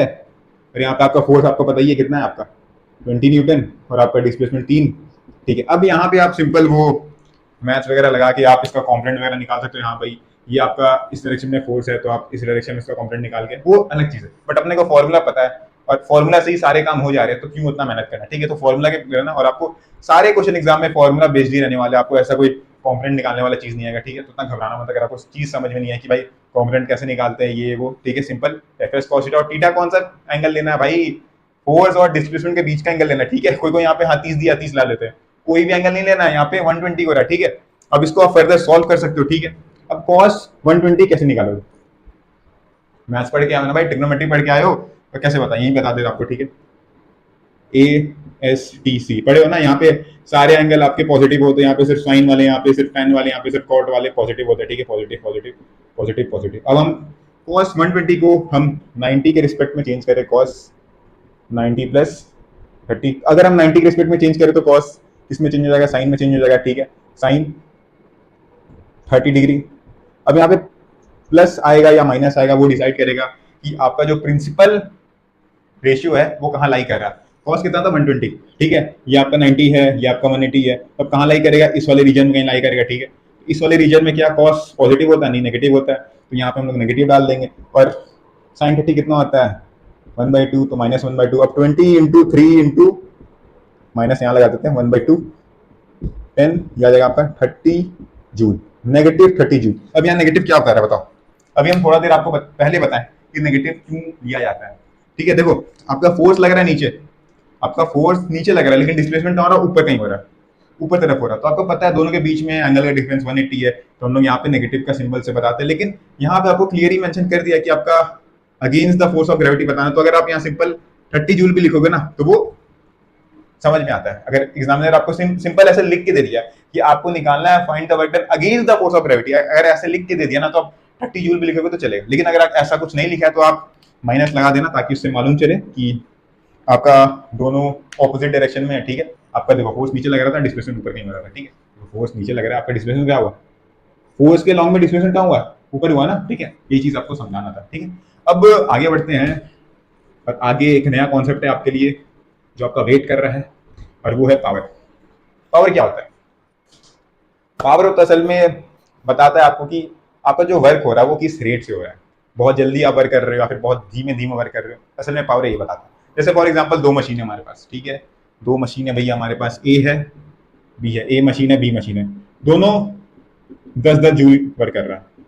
ओके दोस्त, और ये ले रहा है मान लो 10 सेकंड ले रहा है और ये ले रहा है 5 सेकंड, तो अब बताओ पावर कंजम्पशन किसका ज्यादा होगा। देखो हम आपको समझाएंगे लेकिन बता देते, देखो यहाँ पे जो आपका पावर कंजम्पशन होगा ना वो बी वाले मशीन के लिए ज्यादा होगा, क्योंकि वो देखो सेम अमाउंट में वर्क डन कर रहा है लेकिन वो टाइम बहुत कम ले रहा है, ठीक है, और ये सेम ही अमाउंट का वर्क डन कर रहा है लेकिन टाइम से ज्यादा ले रहा है, तो इसका power consumption as compare to be कम होगा, ठीक है। अब यहाँ पे आपका मेजरमेंट ऑफ वर्क, अब देखो यहाँ पे हम समझा दी कि टाइम से कैसे रिलेटेड है, तो हम आपको सिंपल मेजरमेंट लगाते कि भाई पावर निकालते कैसे। पावर का फॉर्मूला होता है work done upon time taken, कि आपने कितना काम किया और आपने कितने समय लेकर वो काम किया, ठीक है, उसका ये फॉर्मूला पावर का, ठीक है। अब इससे आपको एक चीज मालूम चल रहा है कि पावर सिर्फ दो फैक्टर पे डिपेंड करता है, आप कितना ज्यादा काम कर रहे हो और कितना जल्दी काम कर रहे हो, ठीक है।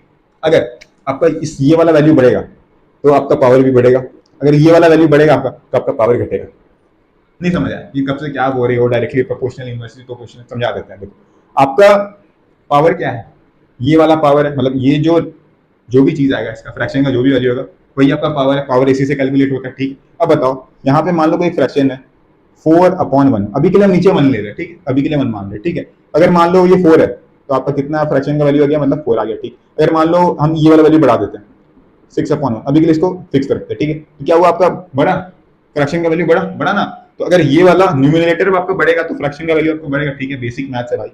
अब अगर हम न्यूमिनेटर बढ़ाते हैं, ठीक है, मान लो 4 ही रहा और यहाँ पे न्यूमिनेटर हम बढ़ा दिए थोड़ा सा, तो कितना आ जाएगा 2 आ गया, तो आपको मालूम चल रहा है अगर आपका न्यूमिनेटर बढ़ेगा जितना तो आपका होल फ्रैक्शन का वैल्यू बढ़ेगा, ठीक है, और अगर आपका डिनोमिनेटर बढ़ेगा तो आपका होल फ्रैक्शन का वैल्यू घटेगा, ठीक है। ये बेसिक मैथ्स है भाई, ठीक है, उसी को हम लोग रिलेट कर दिए कि भाई डायरेक्टली प्रोपोर्शनल है, इनवर्सली प्रोपोर्शनल है, ठीक है, और ये होल फ्रैक्शन का वैल्यू तो आपको क्या देता है, पावर, ठीक है।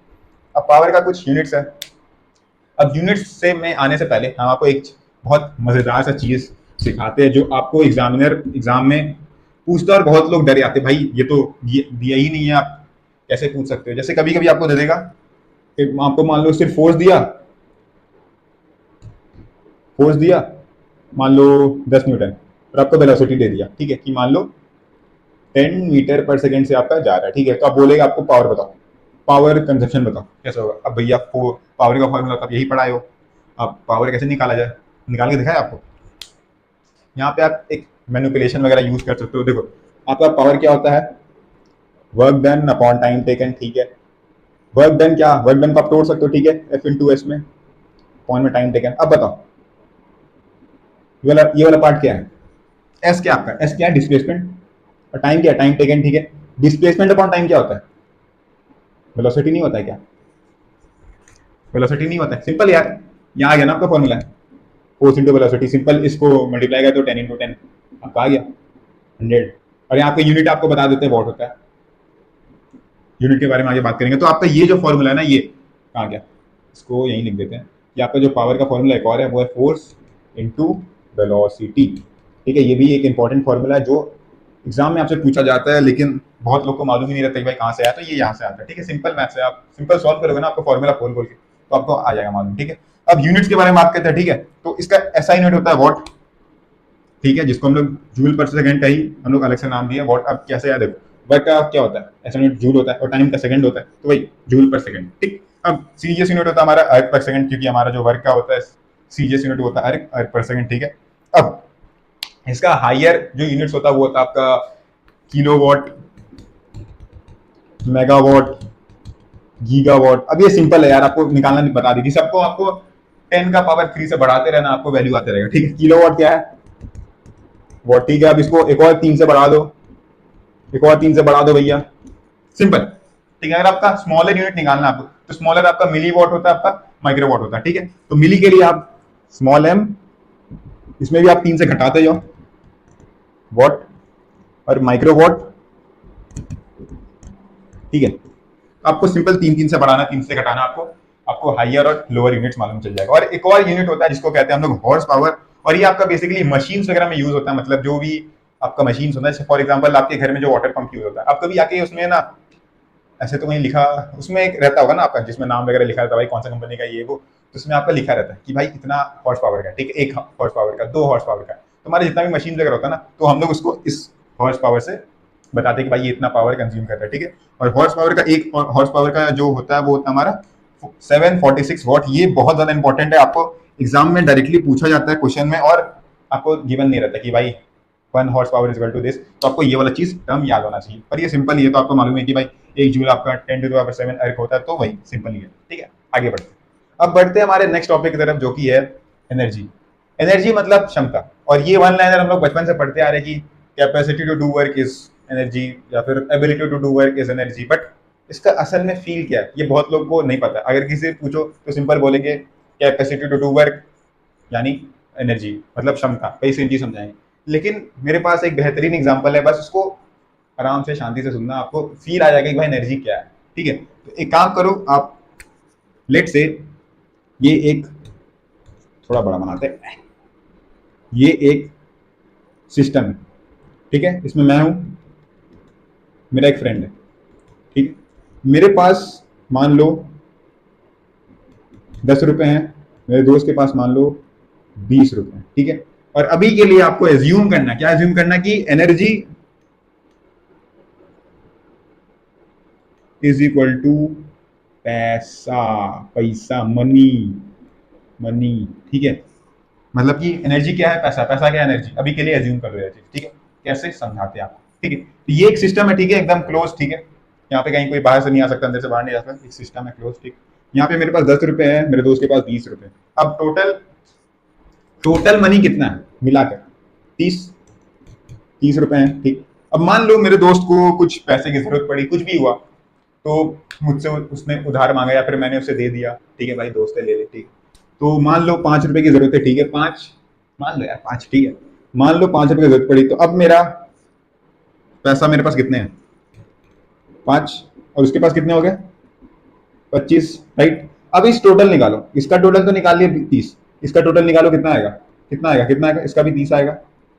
आपको एक चीज समझ में आ रहा है कि इस सिस्टम के अंदर ना तो आपका एनर्जी, मतलब ना तो आपका पैसा बढ़ जाएगा अचानक से, ना आपका पैसा कहीं कम हो सकता है। 30 है तो 30 है तो 30 ही रह सकता है, या तो ये हो सकता है मेरे पास 10 है उसके पास 20 है, या फिर हो सकता है मेरे पास 20 है उसके पास 10 है, या फिर ऐसा भी हो सकता है कि मेरे पास 30 है उसके पास कुछ नहीं है, 0, ऐसा भी हो सकता है, ठीक है। तो अब आपको क्या समझना बोले कि एनर्जी को पैसा से रिलेट करना है, ठीक है, एनर्जी मतलब पैसा। तो आपको एक स्टेटमेंट बचपन से पढ़ते हो कि भाई energy can neither be created nor be destroyed, मतलब कि आप ना तो एनर्जी बना सकते हो, ना उसको तोड़ सकते हो, बर्बाद कर सकते हो। ना तो आप पैसा बना सकते हो, ना आप पैसा बर्बाद कर सकते हो। आपके पास आरबीआई का पैसा कुछ है नहीं। अब यहाँ पे प्लीज वो अपना एक्सपर्ट बुद्धि मत लगाना कि भैया हम नोट जला देंगे, नहीं। यूपीआई का बात चल रहा है यहाँ पे, यूपीआई, जलाओ नोट, जलाओ नोट, नया भारत नया देश, जलाओ नोट, ठीक। एग्जाम्पल के लिए समझो ना भाई। और आपको एक चीज समझना है, ठीक है, कि जब भी कोई बॉडी वर्क डन करता है, ठीक है, बॉडी जब भी वर्क डन करता है तो उसका एक एनर्जी का ट्रांसफर होता है। जैसे मान लो मेरे अंदर क्षमता था 100 जूल एनर्जी करने का, हम कुछ 50 जूल एनर्जी करते हुए एक बॉडी पे, जैसे लेट से, चलो डायग्राम से समझाते हैं, बोर्ड करने के लिए है। ये बॉडी है, ठीक है। मान लो हम इस पे कुछ वर्क डन किए, ये हम है, मेरे पास 100 जूल एनर्जी था, हम इसमें से कुछ वर्क डन किए, ठीक है। तो अब इस पे, ये बॉडी पे वर्क डन हो रहा है, ठीक है। हम जितना वर्क डन करेंगे, मतलब मान लो हम 40 वर्क डन किए, 100 मेरे पास क्षमता था करने का, लेकिन हम सिर्फ 40 किए, तो ये मेरा 40 एनर्जी का लॉस हो जाएगा। मतलब हम जितना वर्क डन करेंगे ना, उतना मेरा एनर्जी का लॉस होगा, और वो एनर्जी कहीं जाएगा नहीं, इस वाले बॉडी का गेन हो जाएगा, प्लस 40 जूल। ये समझे, पैसा ऐसा नहीं है क्या। मेरे पास इतने पैसे थे, मैंने अपने दोस्त को दिए, ठीक है, तो वो इस तरफ गया। मतलब देखो, जो भी बॉडी वर्क डन करता है उसका एनर्जी घटता है थोड़ा, ठीक है, और जो बॉडी पे वर्क डन होता है उसका एनर्जी स्लाइटली बढ़ जाता है। मतलब जितना मैंने वर्क डन किया उतना उसका एनर्जी बढ़ जाएगा। मतलब जब भी वर्क डन होता है वहां पे एक एनर्जी का ट्रांसफर होता है, जब भी वर्क डन होता है वहां पे एक एनर्जी का ट्रांसफर होता है, जब भी वर्क डन होता है वहां पे पैसा का ट्रांसफर, मतलब जब भी वर्क डन होता है वहां पे पैसा का ट्रांसफर होता है, जब भी वर्क डन होता है वहां पे एनर्जी का ट्रांसफर होता है, ठीक है। हम आपको बस वर्ड से रिलेट कर रहा है, ठीक है, पैसा ट्रांसफर हो रहा है, ठीक है, बस ट्रांसफर हो रहा है। मेरे पास 100 रुपया था, मैंने कुछ खर्च कर दिए, मैंने जितने खर्च किए मैंने दुकानदार को दिया, दुकानदार के पास वो पैसे आ गए। पैसे ना तो कहीं बर्बाद हुए, ना तो उड़ के गए, पैसे सिर्फ ट्रांसफर हो रहे। मतलब एनर्जी सिर्फ ट्रांसफर हो सकता है एक फॉर्म से दूसरे फॉर्म में, लेकिन एनर्जी ना तो आप बना सकते खुद से, आप नोट नहीं छाप सकते, ठीक है, आप ना तो यूपीआई वगैरह में नोट, मतलब कुछ भी नहीं कर सकते, मेरे इतना गंदा बुद्धि मतलब, ठीक है, ना तो आप उसको बर्बाद कर सकते हो, ठीक है। तो आपको एनर्जी को पैसे से रिलेट करना, तो आपको सारी चीजें समझ में आ जाएगी। यहाँ पे हम सिर्फ दो लोग का एग्जाम्पल लेके समझाए थे। मान लो ये पूरा सिस्टम में, ये पूरा इंडिया में या फिर पूरे दुनिया में आपका कुछ, ये आपका अर्थ है, थोड़ा ड्राइंग मेरा खराब है, ठीक है, ये ठीक है यार, खराब है, ठीक है। मान लो इसमें कुछ 10⁹ जूल, बहुत कम है, ये मानते हैं बहुत कम है, मान लो, लेकिन हमारे एग्जाम्पल के लिए मान लो, चलो मान लो तुम्हारे लिए सब पावर उठाओ, मान लो 10 जूल है इस धरती पे वर्क। तो ये हो सकता है कि भाई इसके पास 20 है, इसके पास सॉरी इसके पास 2 है, इसके पास 1 है, ऐसे करके 10 है। ये हो सकता है कि भाई इसके पास 0 हो गया, ये अपना 2 इसको दे दिया, मतलब आपका एनर्जी का ट्रांसफर चलते रहेगा। लेकिन आपका जो टोटल निकलेगा, जैसे मान लो कि मेरे पास 10 था, इसके पास 20 था, टोटल 30 आया, मेरे पास 5 आ गया, उसके पास 25 आ गया, 30 आ गया। मान लो मेरे पास 0 हो गया, मैंने उसे सारे दे दिए, इसके पास आ गया 30। तो टोटल आपका जो है ना, टोटल एनर्जी आपका हमेशा कंजर्व रहेगा, मतलब जितना एनर्जी इस दुनिया में उतना ही रहने वाला, या तो किसी के पास कम रहेगा, ज्यादा रहेगा, वो एनर्जी का ट्रांसफर होते रहेगा, मतलब मनी का ट्रांसफर हो रहा है, ठीक है। एक चीज आपको दोबारा एक और बार बता देते कि आपका जब भी बॉडी वर्क डन करता है तो उसका एनर्जी कम होता है, और जिस बॉडी पे वर्क डन होता है उसका एनर्जी बढ़ जाता है, ठीक है। एक बात आपको दोबारा से बता देते कि आपका जो भी एनर्जी का ट्रांसफर होता है ना, वही ट्रांसफर, जितना एनर्जी का ट्रांसफर, वही एनर्जी का ट्रांसफर को कहते हैं हम लोग वर्क डन, कि आपने इतना वर्क डन किया, ठीक है। जैसे मैंने इसे 20 रुपए, मतलब मैंने इसे 5 रुपए दिए, तो वही 5 जो था ना, 5 जूल था, वो मेरा वर्क डन था, ठीक है। तो आपको पता चला कि भाई एनर्जी और वर्क कितना ज्यादा रिलेटेड है, ठीक है, और एनर्जी और पैसा भी कितना ज्यादा रिलेटेड है। तो आपका ये जो ऐसा यूनिट रहेगा ना, वो भी सेम रहने वाला है, एज इट इज, जैसा हमारा वर्क का था वैसा हमारा एनर्जी का भी रहेगा। आपको चीजें समझ में आई, ठीक है, बहुत ईजी था, ठीक है। अगर आपको फिर भी कंफ्यूजन है तो आप कमेंट कर सकते हैं, मैं दोबारा समझा दूंगा, ठीक है। अब इसका यूनिट्स के बारे में बात कर लेते हैं। यूनिट्स तो वर्क जैसा ही सेम रहेगा, ठीक है। अब ऐसा यूनिट है तो इसका जूल, सीजीएस होता है। अब इसका बिगर यूनिट्स होता है वॉट आवर।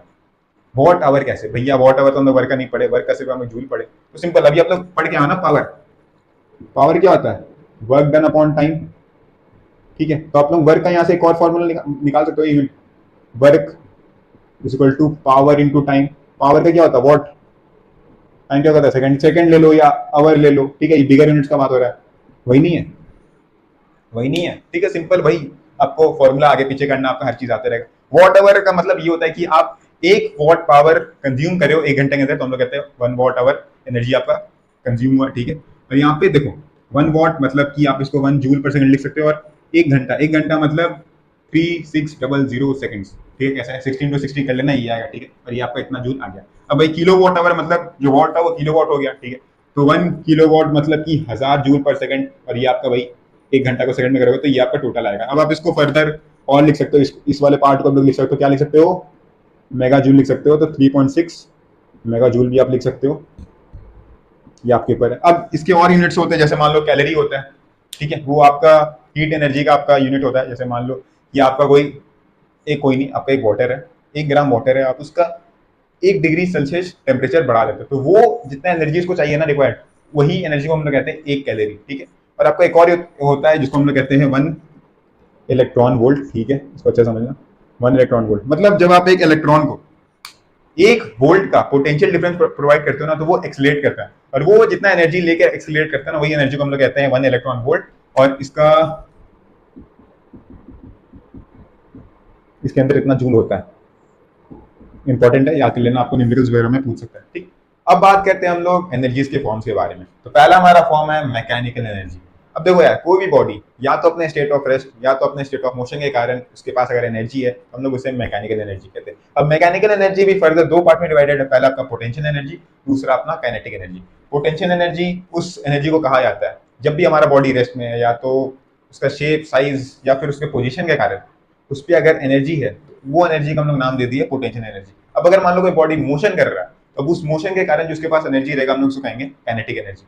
अब आपको मालूम चल गया कि भाई ये मैकेनिकल एनर्जी का 2 फॉर्म है, ठीक। तो अगर आपसे कोई पूछा टोटल मैकेनिकल एनर्जी निकाल के देखो, ठीक है, तो असल में दोनों का सम ही होगा भाई, इसका दोनों पार्ट है ना, तो पार्ट का अगर जो भी वैल्यू आएगा, अगर आप उसका सम करोगे तो आपको टोटल मैकेनिकल एनर्जी निकल के आ जाएगा, ठीक है।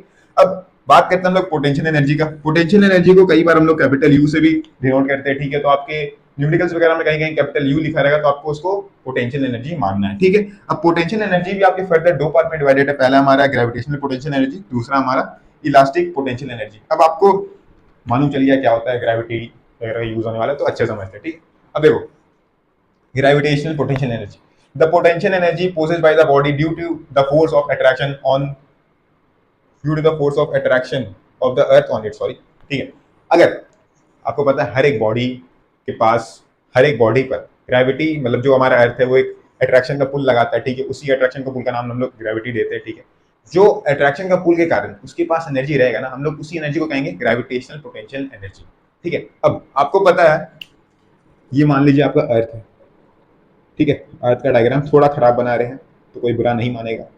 इसका एक रेडियस है और आपका जो ग्रेविटी है ना वो इसी रेडियस के अंदर ही काम करता है। अगर मान लो बहुत दूर चल गया, बहुत दूर, जैसे फॉर एग्जांपल इन्फिनिटी पे हुआ, ठीक है, इतने दूर पे हो, तो यहाँ पे ना, यहाँ पे कोई अट्रैक्शन का फोर्स ही नहीं रहेगा। आप अर्थ से बहुत दूर चल जाओ, बहुत स्पेस वगैरह में चल जाओ, बहुत दूर, ठीक है, तो वहां पे अर्थ का जो ग्रेविटी को आपको खींच ही नहीं पाएगा, ठीक है। तो यहाँ पे जो फोर्स ऑफ अट्रैक्शन है वो जीरो हो गया, तो यहाँ पे ग्रेविटेशन पोटेंशियल एनर्जी भी जीरो हो जाएगा, ठीक है। अब एक फाइनाइट डिस्टेंस पे आपका जो ग्रेविटेशनल पोटेंशियल एनर्जी रहता है वो हमेशा नेगेटिव रहता है। अब नेगेटिव कैसे रहता है उसको अच्छे से फील लेके समझते हैं, ठीक है।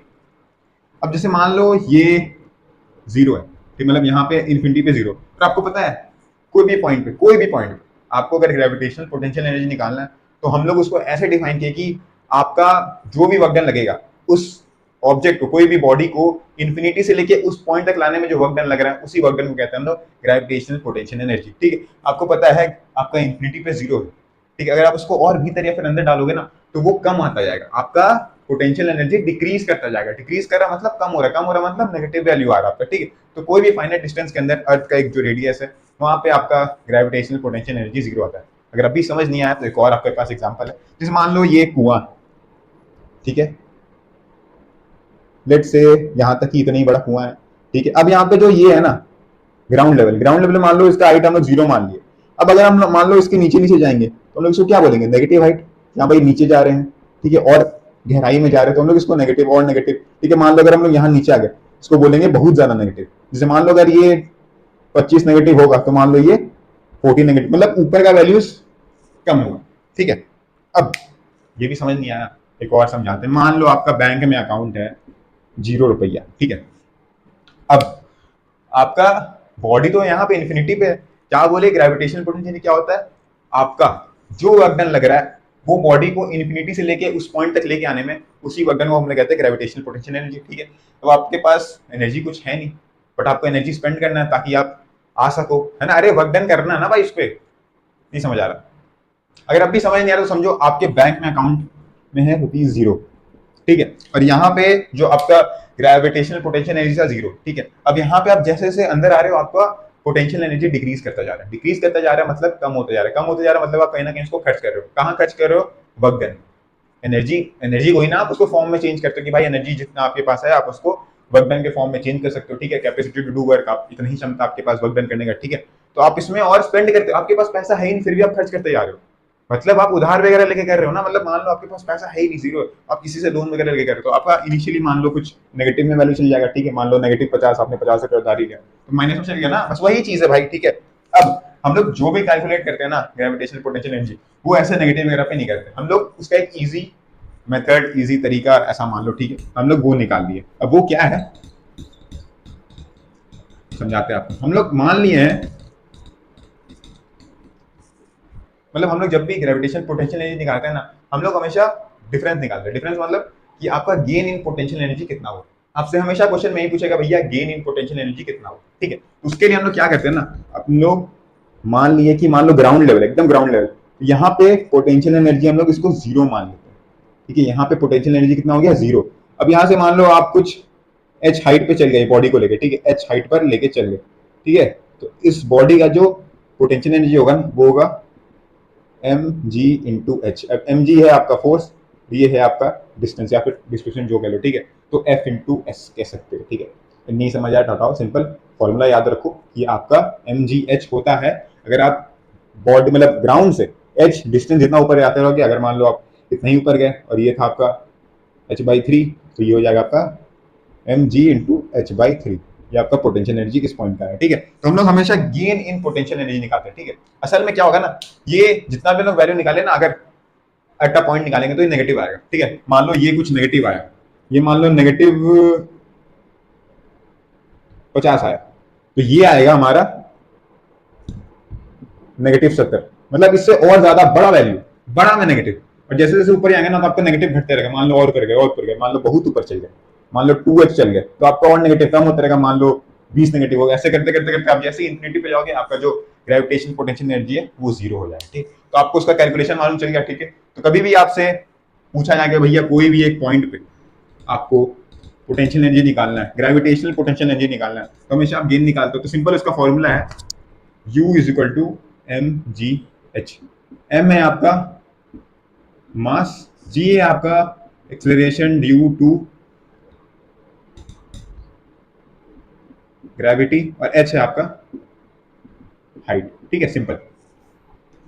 अब इसके बाद हम लोग समझते हैं कि आपका इलास्टिक पोटेंशियल एनर्जी क्या है। अब इलास्टिक पोटेंशियल एनर्जी, मान लो कोई भी नॉन रिजिड बॉडी है, कोई भी नॉन रिजिड बॉडी है, ठीक है,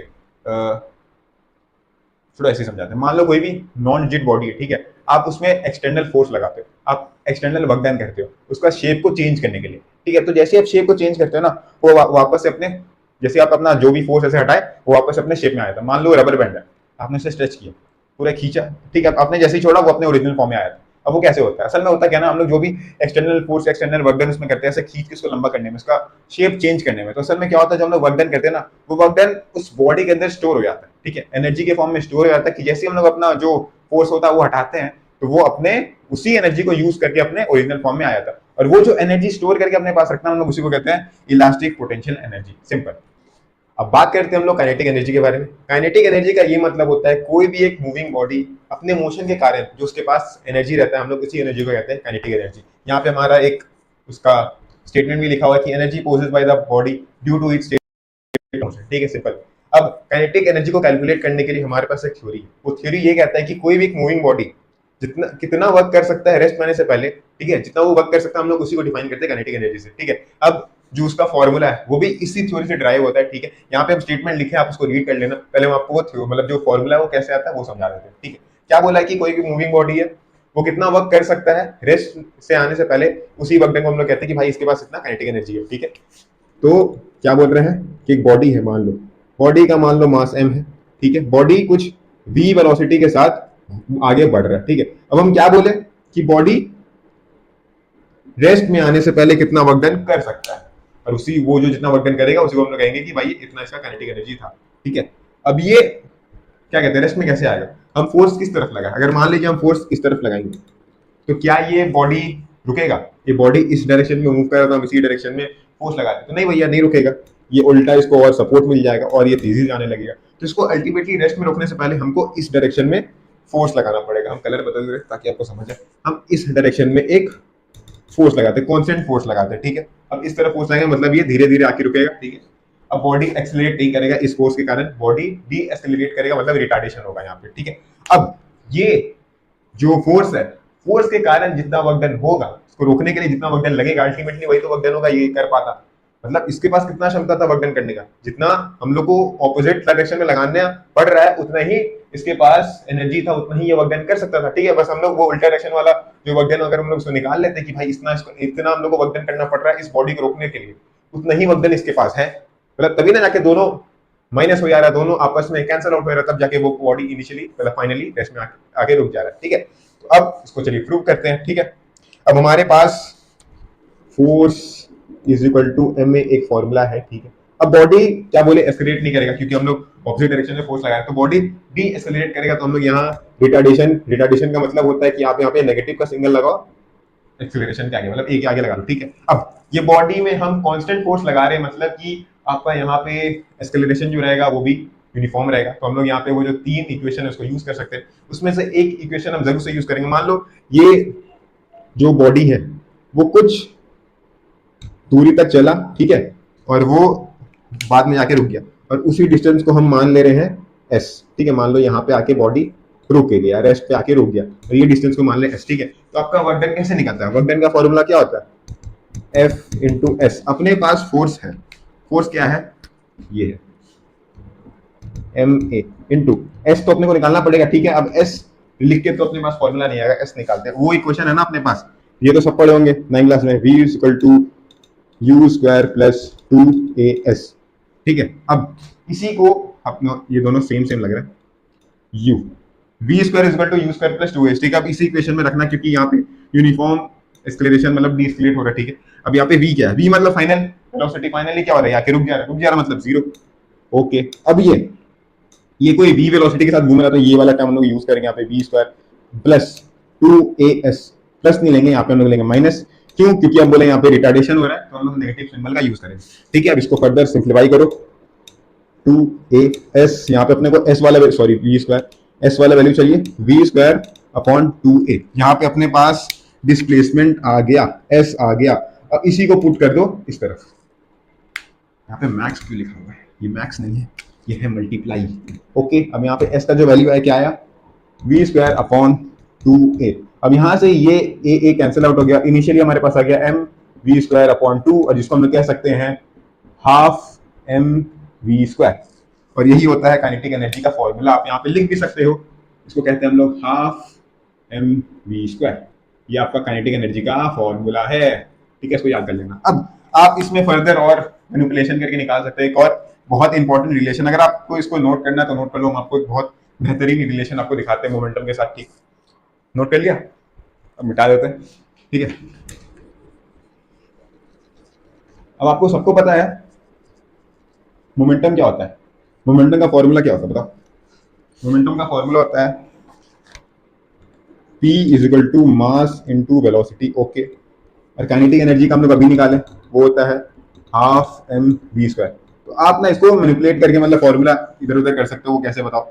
यहाँ पे v का टर्म है, अब v के टर्म को इसमें कन्वर्ट कर लो ना, सिंपल यार। देखो कैसे कर सकते हो, आप v को लिख सकते हो p अपॉन m। अब इसी v को इसमें पुट कर लो, half m p upon m का होल स्क्वायर। आप इसको ऐसे लिख सकते हो, half m into P square upon m square, half p square upon m। ठीक है, ये आपका काइनेटिक एनर्जी आ गया। ठीक है, अब यहां से आप काइनेटिक एनर्जी क्या है भाई? p square upon 2m। ठीक है, ये अपने पास काइनेटिक एनर्जी है। अब यहाँ से आप काइनेटिक एनर्जी निकल गया तो यहाँ से आप मोमेंटम भी निकाल सकते हो मैनिपुलेट करके, बस सिंपल इधर भेज सकते हो। एक और आपका फॉर्मूला आ सकता है, वो ये आ सकता है मोमेंटम के टर्म में कि आप p square equal to 2m k, kinetic energy को हम k लिख दे रहे। ठीक है, अब आप इसको रूट हटाओगे 2m k। ठीक है, आपके पास ये दो इंपॉर्टेंट फॉर्मूला आ जाता है जो आपको न्यूमेरिकल्स वगैरह में देखने को जरूर मिलेगा। तो इसको आप लोग नोट डाउन कर लीजिएगा। कहाँ से हम आपको समझा दिए। ठीक है, अब आपका वो सिंपल रिलेशन आपको कभी कभी केस स्टडी दे सकते हैं। मान लो दोनों का मोमेंटम सेम है, ठीक है, आपका मास में ये डिफरेंस हो, तो बताओ काइनेटिक एनर्जी का क्या होगा। तो वो आप सिंपल आपका फॉर्मूला देख के आपको मालूम चल जाएगा। ये सिंपल चीज है। ठीक है, अब इसके बाद एक और चीज आता है जिसको हम लोग कहते हैं वर्क एनर्जी थ्योरम। ठीक है, अब वर्क एनर्जी थ्योरम क्या होता है? एक बार जरा स्टेटमेंट पढ़ो, आपको बहुत कुछ क्लियर हो जाएगा। अगर नहीं आएगा तो हम समझा देंगे। स्टेटमेंट ये कह रहा है कि the work done by a force on a moving body in the same direction is equal to the increase in its kinetic energy। अब देखो यहाँ पे हम लोग क्या प्रूव किए थे, या फिर जो भी फॉर्मूला कहाँ से आया बताओ, जरा सोच के बताओ कहाँ से आया। यहाँ पे जो अमाउंट ऑफ वर्क डन हो रहा था, ठीक है, मतलब थोड़ा एक सेकंड रुकना है, थोड़ा नोट डाउन कर लो, थोड़ा हम थक गए।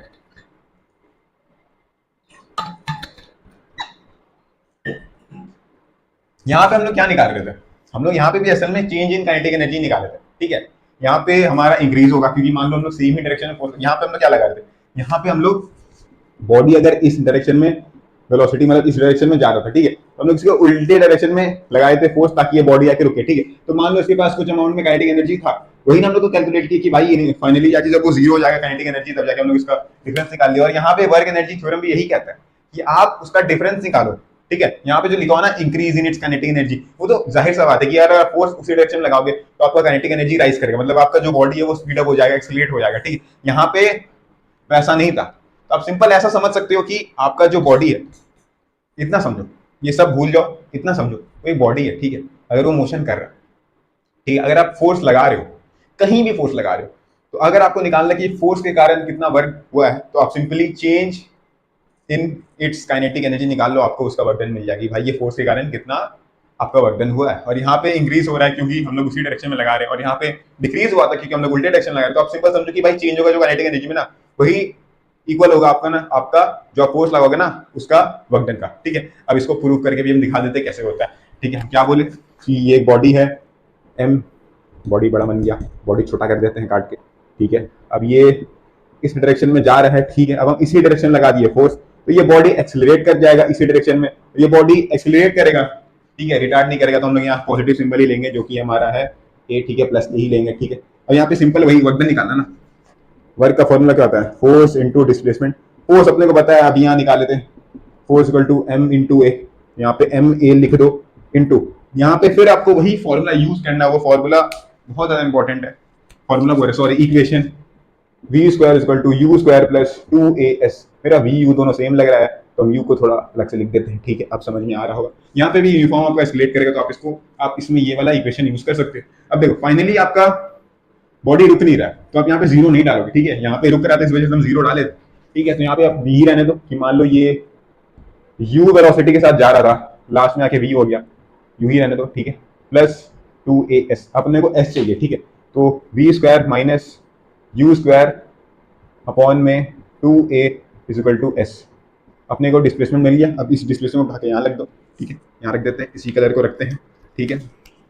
अब V square minus U square upon में 2a, ओके। अब आप ये वाला टर्म कैंसिल आउट कर सकते हो, ठीक है, इतना बेसिक मैथ्स आता है भैया हमको।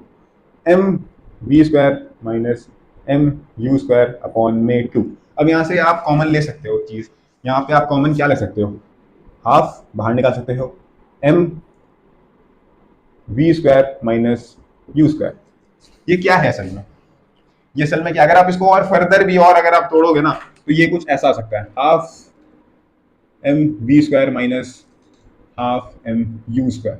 ये क्या है, ये काइनेटिक एनर्जी का फॉर्मूला नहीं है। आप इसको ये लिख सकते हो ना, के ई फाइनल माइनस के ई इनिशियल, ठीक है, आ गया आपका चेंज इन काइनेटिक एनर्जी, या फिर आप कह सकते हो इंक्रीज इन काइनेटिक एनर्जी आ गया, वही कहता है हमारा वर्क एनर्जी थ्योरम, ठीक है। थोड़ा हम शायद स्क्रीन से ही बाहर चल गया वो समझाने के लिए, बट ठीक है कोई बात नहीं।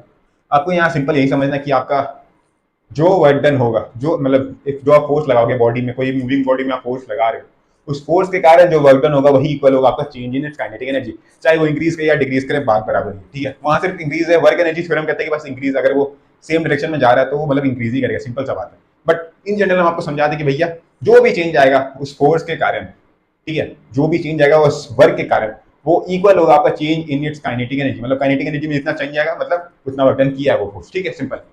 अब एक और चीज हम आपको समझा देते हैं, यहाँ पे काइनेटिक एनर्जी के 3 टाइप होते हैं, ठीक है।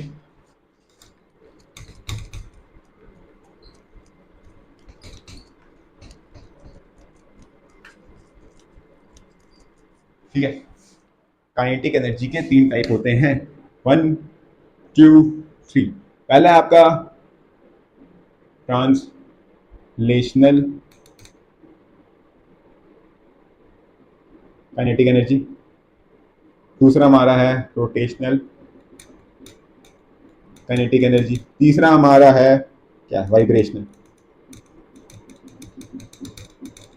Kinetic energy. स्पेलिंग अगर गलत हो तो यार देख लेना, हमारा मास्टर इंग्लिश का टीचर नहीं है, फिजिक्स का टीचर, ठीक है, तो इतना मैनेज कर लेना। अब देखो ट्रांसलेशन मतलब आपको मालूम है कि भाई अगर कोई भी बॉडी है वो अगर एक स्ट्रेट पाथ फॉलो कर रहा है, चाहे वो इस तरफ जा रहा है, इस तरफ जा रहा है, उस तरफ जा रहा है, कहीं भी जा रहा है, स्ट्रेट पाथ फॉलो कर रहा है, मान लो ये पेन है नीचे गिर रहा है, स्ट्रेट पाथ फॉलो कर रहा है, इसके पास जो काइनेटिक एनर्जी हम उसको बोलेंगे ट्रांसलेशनल काइनेटिक एनर्जी। अब रोटेशनल एनर्जी मतलब कोई भी बॉडी कोई एक एक्सिस के अबाउट गोल गोल घूम रहा है, मान लो कोई बॉल ही है, हम लोग उसको एक जगह से फिक्स कर दिया, वो गोल गोल घूम रहा है, ठीक है, तो अब इसमें जो एनर्जी होगा हम लोग उसको कहते हैं काइनेटिक एनर्जी, लेकिन उसका कौन सा फॉर्म है, रोटेशनल काइनेटिक एनर्जी, ठीक है, सिंपल। अब ये वाइब्रेशनल काइनेटिक एनर्जी क्या होता है, ठीक है, वाइब्रेशनल मतलब कि टू एंड फ्रो मोशन करने वाला, टू एंड फ्रो मोशन मतलब कि एक उसका मीन पोजीशन रहेगा, मान लो ये एक मीन पोजीशन है, इसका 2 एक्सट्रीम्स है, मान लो बॉडी यहाँ पे है, फिर यहाँ गया, फिर यहाँ गया, इक्वल डिस्टेंस है दोनों, ठीक है, ऐसे ऐसे ऑसिलेट कर रहा है, ठीक है। अगर नहीं एग्जांपल देते हैं आपको, मान लो आप बचपन में सब किए होंगे, ठीक है, मान लो एक रबर का स्ट्रिंग है, अब आप इसको ऐसे कर दो, रबर का स्प्रिंग आप उंगली से ऐसे कर दो, तो क्या होगा ना, ये एक बार इधर ही आएगा, एक बार ऐसे आएगा, ठीक है, इस तरह से ऑसिलेट करेगा, तो इसको हम लोग कहेंगे वाइब्रेशनल काइनेटिक एनर्जी। या फिर आप सिंपल वो पेंडुलम वाला भी एग्जांपल ले सकते हो, वो भी टू एंड फ्रो मोशन करता है, ठीक, ये भी टू एंड फ्रो मोशन करता है, ये इसका मीन पोजीशन है, ये एक्सट्रीम, ठीक है, मतलब टू एंड फ्रो मोशन करने वाला को कहते हैं हम लोग वाइब्रेशनल काइनेटिक एनर्जी, मतलब वाइब्रेट करता है, ठीक है। तो आगे बढ़ते हैं। तो एनर्जी के बहुत सारे फॉर्म्स होते हैं, हम लोग बस यहाँ पे सिर्फ एक फॉर्म के बारे में बात की जो कि है मैकेनिकल एनर्जी, उसके अंदर हम लोग बात की पोटेंशियल एनर्जी, फिर काइनेटिक एनर्जी, फिर पोटेंशियल के अंदर बात की हम लोग ग्रेविटेशनल पोटेंशियल एनर्जी के बारे में, फिर इलास्टिक पोटेंशियल एनर्जी के बारे में, फिर काइनेटिक के अंदर हम लोग बात की है कि 3 जो होता है हमारा ट्रांसलेशन, रोटेशनल और वाइब्रेशन। तो ये बस एक फॉर्म के बारे में बात की है, ऐसा बहुत सारा फॉर्म्स होता है एनर्जी का, ठीक है। और आपसे एग्जाम में ये पूछा जा सकता है कि आपको एक ऐसा टर्म दे दिया कि मान लो इलेक्ट्रिकल टू मैकेनिकल कौन सा ऐसा डिवाइस चेंज करता है एनर्जी, तो आप सिंपल वाटर पंप का एग्जाम्पल दे सकते हो, या फिर आप फैन का एग्जाम्पल दे सकते हो, इलेक्ट्रिकल एनर्जी लेके वो मैकेनिकल एनर्जी दे रहा है।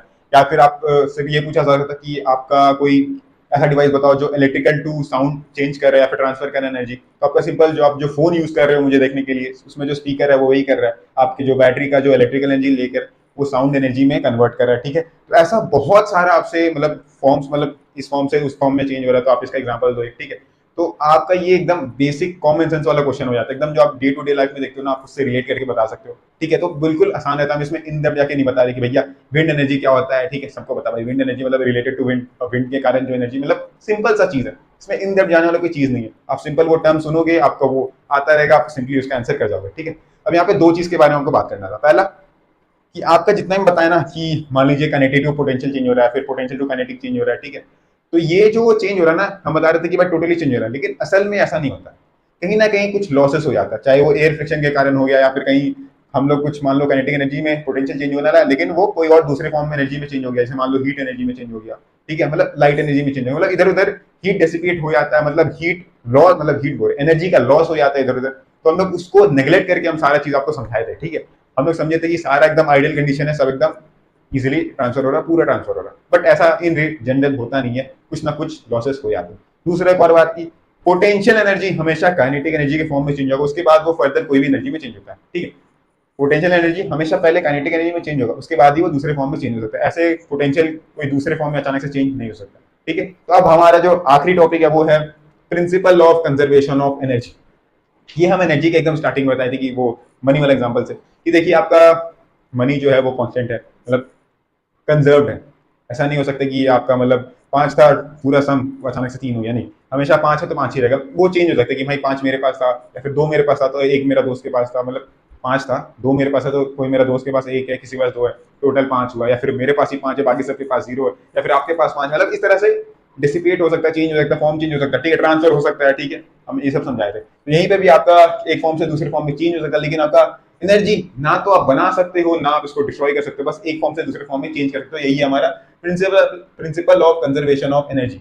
ठीक है, अब यहाँ पर बहुत सारे एनर्जी, मतलब जितने भी एनर्जी है उसका अगर आप टोटल सम निकालोगे ना तो हमेशा कांस्टेंट आने वाला है। ठीक है, तो अब इसको छोटे फॉर्म में हम लोग इसको प्रूव कर सकते हैं। मान लो सिर्फ काइनेटिक टू पोटेंशियल चेंज हो रहा है, फिर पोटेंशियल टू काइनेटिक चेंज हो रहा है, तो हम लोग इतने छोटे जो दो हमारे एनर्जी है इसका हम लोग जो सम निकालेंगे ना हमेशा कांस्टेंट आने वाला है। अब उसके लिए हमारे पास एक छोटा सा प्रूफ है। अगर ये प्रूफ में हमारा जो के यानी हमारा काइनेटिक एनर्जी, यू मतलब पोटेंशियल एनर्जी, अगर कांस्टेंट आता है हर एक जगह, यहाँ पे हम देखो मान लो फ्री फॉल हो रहा है, एक बॉल है एकदम हाइट पे रखे हैं, फ्री फॉल होगा। ठीक है, यहाँ पे इनिशियली इसका जो वेलोसिटी है, इनिशियली ये रेस्ट पे है, तो वेलोसिटी इसका 0। अब मान लो यहाँ पे आया तो इसका मान लो v1 होगा वेलोसिटी, यहाँ लास्ट में आते आते v हो जाएगा वेलोसिटी मान। ठीक है, तो यहाँ पर आया, फिर यहाँ आया, यहाँ पे अगर ये तीनों जगह पे हमारा जो है कांस्टेंट आता है k plus you kinetic potential, तो हम लोग मानेंगे हाँ भाई principle of conservation of energy कुछ होता है, ये एकदम मानने वाला चीज है। अगर नहीं आता तो हम लोग पढ़ाई छोड़ देंगे, सब धोखा चल रहा है हमारे लिए जीवन में। ठीक है, तो मस्त से समझेंगे। ठीक है, सबसे पहले समझते हैं एट पोजीशन ए। ठीक है, अगर लाइट वगैरह से थोड़ा, ठीक है लाइट के नीचे, अब यहाँ पे पोजीशन ए पे समझो पोटेंशियल कितना होगा, यहाँ पे हम कलर बदल लेते हैं। ठीक है, पोटेंशियल कितना होगा, नहीं यार इससे नहीं, पोटेंशियल कितना होगा, काइनेटिक कितना होगा। अब देखो काइनेटिक तो हुआ नहीं, सिंपल सा बात है, बॉडी रेस्ट पे है। काइनेटिक का फॉर्मूला क्या होता है, half M V square, right, और इसका ये होता है। ठीक है, कितना आता है आपको, यहाँ पे अगर मान लीजिए आपका बॉडी ही रेस्ट पे, तो ये आपका 0 हो गया, 0 हो गया तो पूरा टर्म ही 0 हो गया, तो यहाँ पे आप काइनेटिक एनर्जी 0 कह लो। ठीक है, अब यहाँ पे आपका पोटेंशियल एनर्जी जरूर से होगा, वो होगा आपका हाइट के कारण। अब ये h हाइट पे है, ठीक है, मान लो इसका m है, m मास का बॉडी है। ठीक है, m मास का बॉडी है। ठीक है, तो यहाँ पे सिंपल आपका आएगा m g h। ठीक है, यहाँ तक कोई दिक्कत नहीं भाई। तो एट पोजीशन है आपका क्या हो रहा है, आपका kinetic energy half M V square, आपका वी स्क्वायर है ही नहीं है, 0 है, तो आपका काइनेटिक एनर्जी भी 0 आ जाएगा। अब आपका पोटेंशियल एनर्जी है वो आपका सिंपल एम जी एच के है, क्योंकि देखो एच हाइट पे था, एच हाइट पे था ये बॉडी। ठीक है, अब आपका जी कॉन्सेंट है, एम कॉन्सेंट है। ठीक है, तो आपका आ गया U equal to M G H. अब अपने को क्या निकालना है, U प्लस ए, कितना आया, M G H plus 0 is equal to M G H. ठीक है, इसको ध्यान में रखना। अब पोजीशन बी के बारे में बात करते हैं, ठीक है। इधर मजा आएगा भाई, इधर मजा आएगा। अब पोजीशन बी क्या होगा, पोजीशन बी में क्या होगा ना, यहाँ पे पोटेंशियल जीरो हो रहा है ना काइनेटिक जीरो हो रहा है। अब यहाँ पे निकालना थोड़ा मजा आएगा, ठीक। अब यहाँ पे समझो काइनेटिक कितना हुआ, पोटेंशियल कितना हुआ, मान लो यू कितना है और आपका काइनेटिक कितना है। अब यू तो सिंपल है ना भाई, यू तो सिंपल है, यू तो अपना हाइट के कारण आएगा, अपने को हाइट गिवन है, हाइट गिवन है, ठीक है। मान लो ये एक्स है, मान लो एक्स डिस्टेंस नीचे हम लोग देखें तो एच माइनस एक्स कर देंगे, तो यहाँ पे हम पहले से ही आपको करके रखे थे। तो सिंपल यहाँ पे जो आपका आ जाएगा वो आ जाएगा M G H minus X. अब यहाँ पे काइनेटिक निकालना पड़ेगा, ठीक है। तो यहाँ पे यू तो आपका आ गया सिंपल एम जी एच से, यू एम जी एच है, अपने को एच मालूम है, एच कितना है यहाँ पे M G H minus X. तो अपने पास यू आ गया। अब अपने को चाहिए काइनेटिक एनर्जी।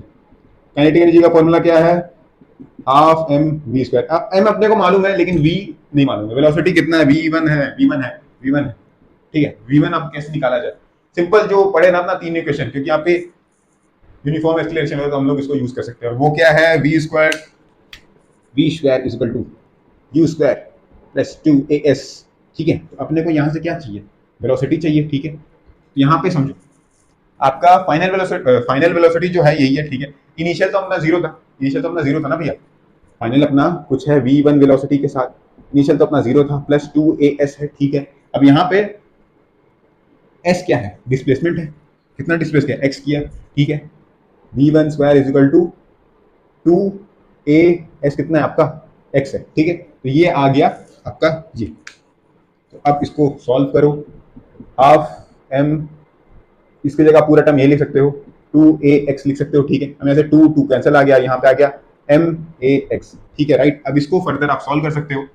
अब यहाँ पे g है, ठीक है। आपका जो एक्सेलरेशन है वो किसके कारण हो रहा है, ठीक, एक्सेलरेशन किसके कारण हो रहा है बताओ। एक्सेलरेशन क्या आपका इक्वल होगा g के, भाई ये ग्रेविटी के फ्री फॉल हो रहा है ना, ग्रेविटी के कारण हो रहा है, तो इसका एक्सेलरेशन किसके इक्वल होगा, g के इक्वल होगा। तो हम यहाँ a को g से रिप्लेस कर देंगे तो यहाँ आ जाएगा mgx, ठीक है। आप दोनों को ऐड कर दो, a plus U is equal to mgx plus mgh minus x, further open करो इसको, mgx plus mgh minus mgx, cancel cancel, sorry इसमें तो कलर यूज करेंगे, mgh। ये पॉइंट बी पे कितना आया, यहाँ पे कितना आया, ये आया mgx आया, ठीक है। कैसे है समझ में आना, सिंपल हम उसको इक्वेशन में डालें। देखो हम ना इक्वेशन है, ठीक है, v square is equal to U square plus 2s। Initially अपना जो बॉडी था वो रेस्ट पे था तो वो जीरो हो गया, ठीक है। मतलब v1 हम यहाँ मान लिए थे, ठीक है। वही v1 square is equal to zero plus 2as। अब यहाँ पे a है एक्सेलरेशन और s है हमारा डिस्प्लेसमेंट, s हमारा था हमारा डिस्प्लेसमेंट x, और एक्सेलरेशन किसके कारण हो रहा है, मतलब किसके इक्वल होगा, सिंपल होगा हमारा ग्रेविटी के, क्या है हमारा एक्सेलरेशन ड्यू टू ग्रेविटी क्या है, u2 ग्रेविटी कितना है हमारा 10 है, 10 मीटर पर सेकंड हम लोग मानते हैं, 10 मीटर पर सेकंड स्क्वायर हम लोग मानते हैं, ठीक है। उतना ही रहता है, उतना नहीं रहता, 9.8 रहता है, लेकिन हम लोग न्यूमेरिकल वगैरह सॉल्व करने के लिए उसको यूज करते हैं, ठीक है। तो वो उसी के इक्वल होगा क्योंकि वो फ्री फॉल हो रहा है ना, उसमें और कहीं से हम लोग ये आइडियल कंडीशन है, कहीं से कुछ एयर रेजिस्टेंस कुछ नहीं लग रहा, तो हमने यहाँ पे जी से रिप्लेस कर दिए। तो सिंपल अगर आप इसको ऐड करोगे तो आपका आएगा mgh। अब एक लास्ट आपका बचा है जो कि हमारा है सी। अब पॉइंट सी पे देखते हैं क्या हो रहा है, यू कितना है और के कितना है। यू कितना होगा अपना बताओ, यू तो अपना यहाँ पे जीरो रहेगा क्योंकि एकदम नजदीकी मामला है, एकदम नजदीक, एकदम ग्राउंड को टच ही करने वाला। तो हम लोग यहाँ पे जो आपका हाइट है ना, हाइट तो एकदम नेग्लिजिबल है तो जीरो है, तो आपका पोटेंशियल एनर्जी यहाँ पे जीरो रहेगा। और यहाँ पे काइनेटिक एनर्जी ये निकालना पड़ेगा भैया आपको, काइनेटिक एनर्जी निकालना पड़ेगा। एक काम करते हैं नीचे निकाल देते हैं, एट पोजीशन सी, ठीक है। तो अपने को यू तो मालूम चल गया है जीरो है, काइनेटिक एनर्जी निकालना पड़ेगा, सिंपल वही चीज निकालना है, हाफ एम वी स्क्वायर। अपने को फिर यहाँ पे वी निकालना है, V square is equal to U square plus 2as। यहाँ पे वी स्क्वायर निकालना अपने को, ये जीरो रहेगा, इनिशियली आपका जीरो था, ठीक है। 2 यहाँ पे जी रहने वाला है और यहाँ पे s की जगह क्या होगा हमारा h होगा, ठीक है। तो आप इसको V square is equal to 2gh लिख सकते हो। तो यहाँ पे आप वी स्क्वायर को इससे रिप्लेस कर सकते हो, half M into 2gh, 2 cancel, mgh। ये अपना आया काइनेटिक एनर्जी, क्या आया mgh आया, ठीक है। अब आप u प्लस के करो, 0 plus mgh is equal to mgh, तीनों जगह सम mgh आया, मतलब आपका एनर्जी कंजर्व है, ठीक है। अब यहाँ पे देखो कुछ नहीं हुआ, यहाँ पे आपका पोटेंशियल एनर्जी मैक्सिमम था, काइनेटिक एनर्जी थोड़ा कम था, मतलब जीरो ही था, ठीक है, जीरो था।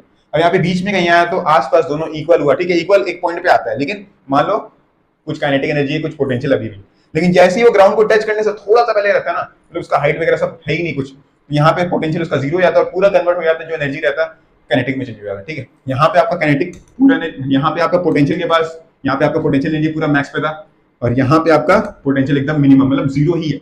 यहाँ पे आपका काइनेटिक जीरो पे था, यहाँ पे काइनेटिक मैक्स पे हो गया, मतलब ट्रांसफर ही हुआ ना भाई, यहाँ पे इसके पास मैक्सिमम था, यहाँ पे इसके पास मैक्सिमम, मतलब ट्रांसफर हो। अब बीच में कहीं कम ज्यादा होता है, लेकिन आप बीच में कहीं भी ऐसा पॉइंट ले लो, कोई भी पॉइंट ऐसे निकाल लो, वहां पे आपको जो सम रहेगा वो हमेशा कांस्टेंट रहेगा, constant in the sense MGH की आने वाला, ठीक है। एमजीएच मतलब ये तो हम इस वाले टर्म के बारे में बताएं, लेकिन हमेशा कोई भी एग्जांपल, कोई भी इसकी जगह कोई भी उठा के ले लो, कोई भी ऐसा एग्जांपल कि आप ऐसा फ्री फॉल हो रहा है या फिर कोई भी जिसमें आपका एनर्जी का ट्रांसफर है, तो वही में हम लिए, तो आपका हमेशा कांस्टेंट आना होगा, ठीक है। अब इसका एप्लीकेशन आपका एक क्या कहते हैं, पेंडुलम वगैरह में यूज होता है, तो आपको वो जल्दी से समझा देते हैं, उसमें ज्यादा कुछ है नहीं, सिंपल आपको वेलोसिटी निकालने के लिए पूछा जाता है, तो यहीं पे आपको समझाते हैं, ठीक है। सिंपल जो बॉब जिस वेलोसिटी से ऑसिलेट करता है ना, हम लोग उसी का वेलोसिटी निकालते हैं, ठीक है। बहुत सिंपल सा कैलकुलेशन है, ज्यादा कुछ उसमें है नहीं, सिंपल इक्वेट करते हैं।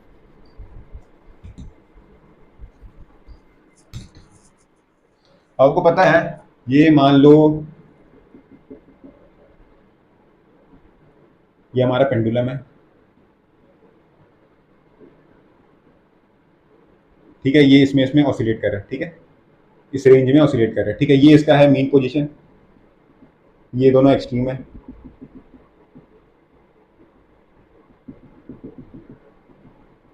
राइट। अब बताओ ये, अच्छा छोड़ो, एक्सट्रीम है, दोनों एक्सट्रीम पे, ठीक है। अब यहां से समझना, ठीक है। अब ये इससे कुछ h हाइट पे है, ये भी सेम उतना ही हाइट पे h हाइट पे, ठीक है। अब यहाँ पर ये बॉब आगे से रुक जाता है, ठीक है, u के u के, अब यहाँ पे u क्या होगा और k क्या होगा, सिंपल बेसिक सा यूज करेंगे। तो अब ये बॉब ऐसे हाइट का, यहाँ पे देखो ऑसिलेट ऐसे पेंडुलम करता है, ठीक है, ऐसे ऐसे करता है। अब देखो ये जब इस हाइट पे आता है ना, तो ये पूरी तरह से रुक जाता है, पूरी तरह से रुक जाता है, मतलब यहाँ पे इसका वेलोसिटी जीरो हो गया, काइनेटिक भी जीरो हो जाएगा। अब यहाँ पे ये यहाँ के रुक जाता है, तो उसके बाद काइनेटिक पूरा मैक्स हो जाएगा। तो काइनेटिक कैसे निकलता है, एम जी एच से निकलता है, ठीक है, एम जी और ये एच, ठीक है, ये मान लो एम एम, ठीक है, एम मान लो, ठीक है। अब ये जब जैसे ही इस वाले मीन पोजीशन पे आता है, ठीक है, तो ये मीन पोजीशन में आता है ना, तो इसका हाइट मतलब कितना, ये जो जमीन के साथ, मतलब जो हम लोग ये हाइट कंसिडर किए, तो यहाँ पे आते थे जीरो हो गया, मतलब यहाँ पे आपका पोटेंशियल पूरी तरह से निगलेक्ट जीरो हो जाएगा, यहाँ पे काइनेटिक पूरी तरह से चेंज हो जाएगा एम जी एच में। कैसे होगा, यहाँ पे हम आपको प्रूव करके बता दिए थे भैया, कि भैया मान लीजिए जैसे ही आपका मैक्सिमम होगा तो वो पोटेंशियल के ही इक्वल आएगा, ठीक है। अब ये तो सेम ही आपका है, ठीक है, ये एमजीएच रहेगा, ये जीरो रहेगा, ठीक है, सिंपल। अब यहाँ पे आपको पूछा जाता है कि भैया बॉब का वेलोसिटी निकाल के देखो, वो कैसे निकलेगा। अब देखो काइनेटिक एनर्जी का फॉर्मूला क्या होता है, हाफ एम वी स्क्वायर, और आपका काइनेटिक एनर्जी मीन पोजीशन पे कितना है, एम जी एच है, इक्वेट कर दो, M G H half M V square, ठीक है, ये एम एम कैंसिल आउट हो गया, आपका आएगा two G H is equal to V square, v is equal to root under two G H, ये आपका आ गया बॉब का वेलोसिटी। तो आपसे इस तरह का छोटा छोटा इक्वेशन वगैरह या फिर छोटा छोटा सवाल पूछ सकते हैं, आपको सिंपल इक्वेट करना और निकाल लेना, ठीक।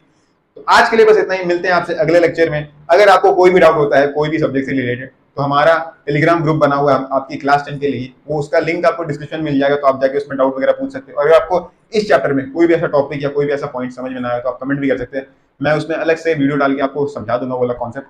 तो मिलते हैं आपसे अगले लेक्चर में, तब तक अप्लाई करते रहे, ऑल द वेरी बेस्ट।